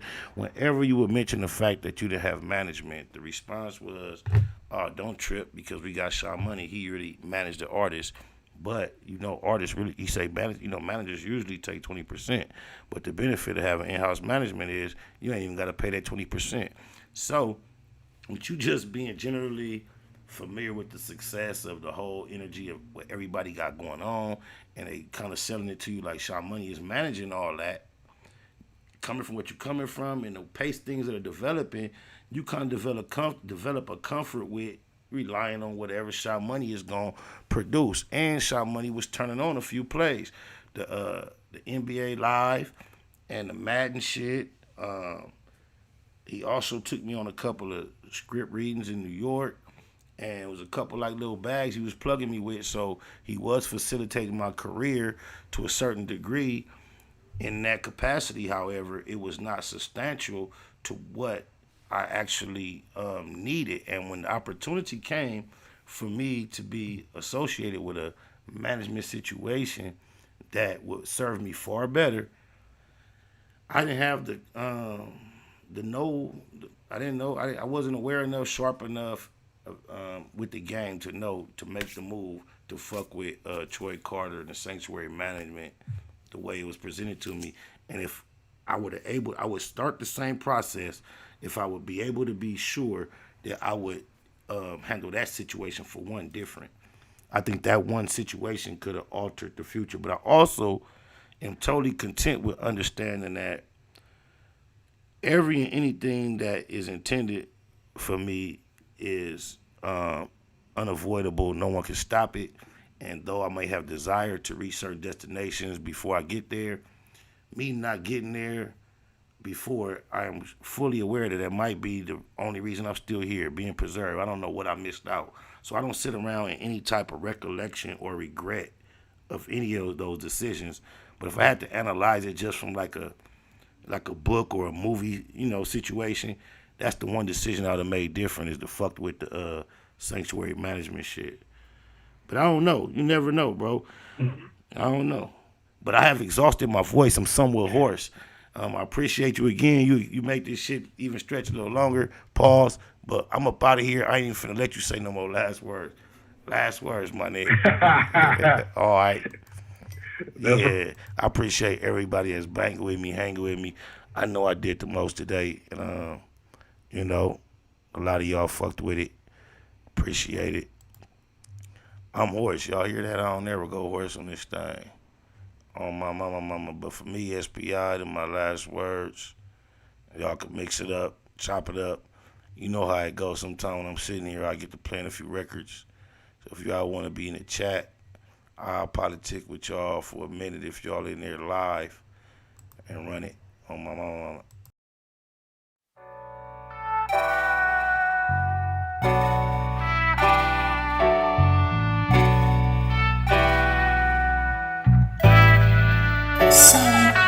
This is my Don declaration, define expectations, inspired to aspire to higher elevation. Started at Genesis, read the entire Revelation, dedication, meditation, and some fire medication. Judge a prophet and a poet, both body reputation, fanatically practice. Perfection requires preparation. I go hard, like this could be the last chance. Romance the spotlight, treat it like the last dance. May I remind, inclined to go overboard over mine. But tonight I'm on this open mic with an open mind.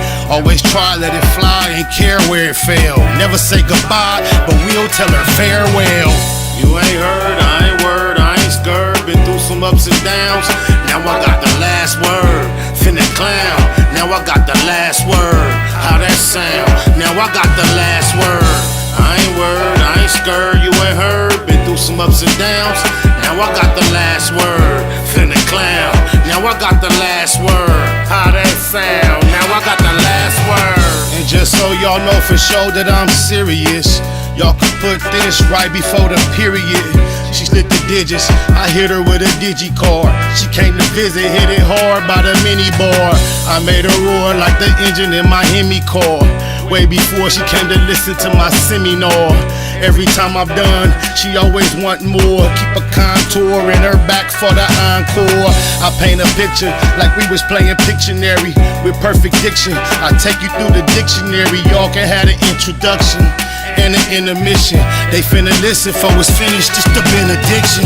You ain't heard, I ain't word, I ain't scared. Been through some ups and downs, now I got the last word. Finna clown, now I got the last word. How that sound? Now I got the last word. I ain't word, I ain't scared, you ain't heard. Been through some ups and downs, now I got the last word. Finna clown, now I got the last word. How that sound? Now I got the last word. I used to tell my testimony to the whole church. Now I stepped into the cipher once I soul search. Visualize the pain I'm bearing when it's verbalized. No more rehearsal, now you're staring in my herbal eyes. Turned them on, they all turned around, returned to lies. Despise this truth that I eternally internalized. I hate her, laugh now, cry later. Why hate a player when I'm just getting my paper? Your dialogue, that's a lot of lies to digest. Until I die, I guess I'ma have to digress. Chase the pay like she the one that got away. Remy shot a day, that's all I really gotta say. You ain't heard, I ain't word, I ain't scared. Been through some ups and downs, now I got the last word. Finna clown, now I got the last word. How that sound? Now I got the last word. I ain't word, I ain't scared, you ain't heard. Been through some ups and downs, now I got the last word. Finna clown. Now I got the last word. How that sound? Now I got the last word.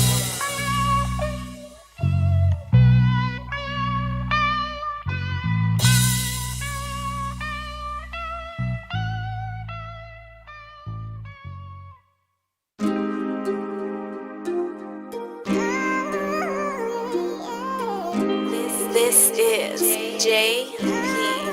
Banks Music.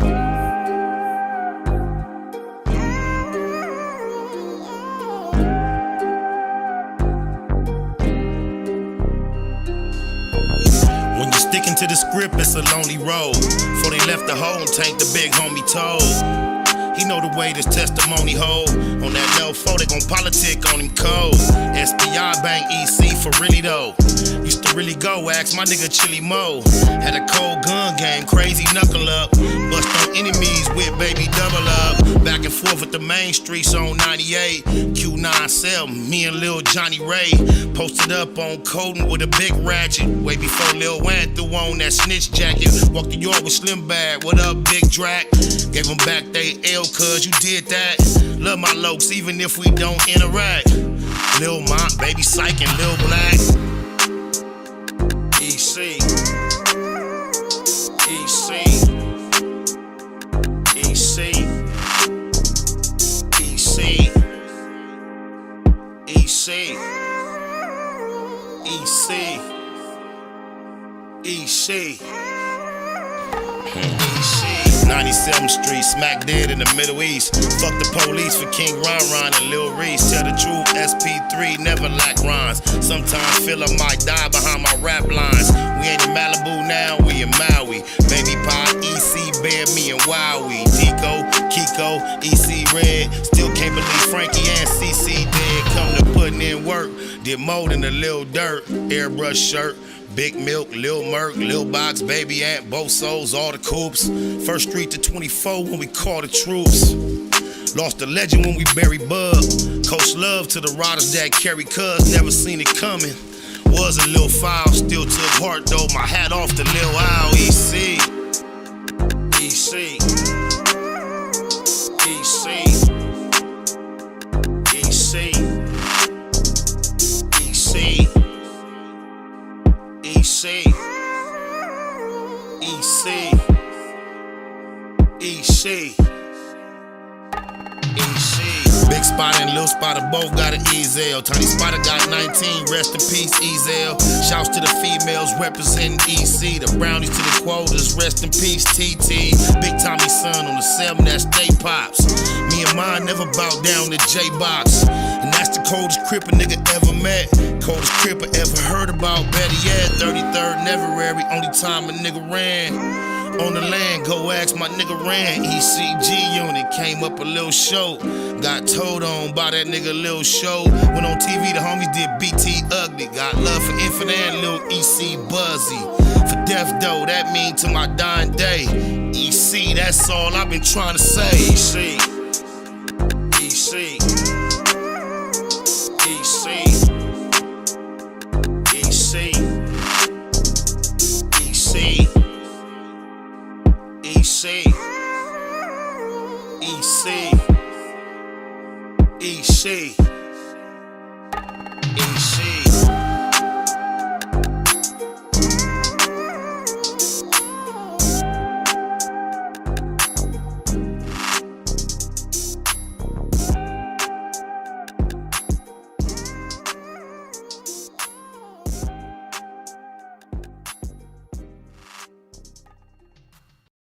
Snakewood and that Hustle. Big shout out to my nigga SPI, Spotter Low. You know I'm in the black box, had to come through, tap in, show love one time. Yeah, y'all make sure y'all subscribe. Stay tuned, all that. It was point blank, through no subliminal dissing. When I listen, I could tell you never been on no mission. Sticking to the script, don't care if I offend you. Neighborhood crib, the marathon I overlook my competition, never seeing them. I done trained my mind that I'm going. You could tell by how I walk, talk, I'm a boss. A east side millionaire, homie, what you thought? My life is a movie. They can't get close to me. They mad cause they can't be. I'm everything that they wanna be. Yeah.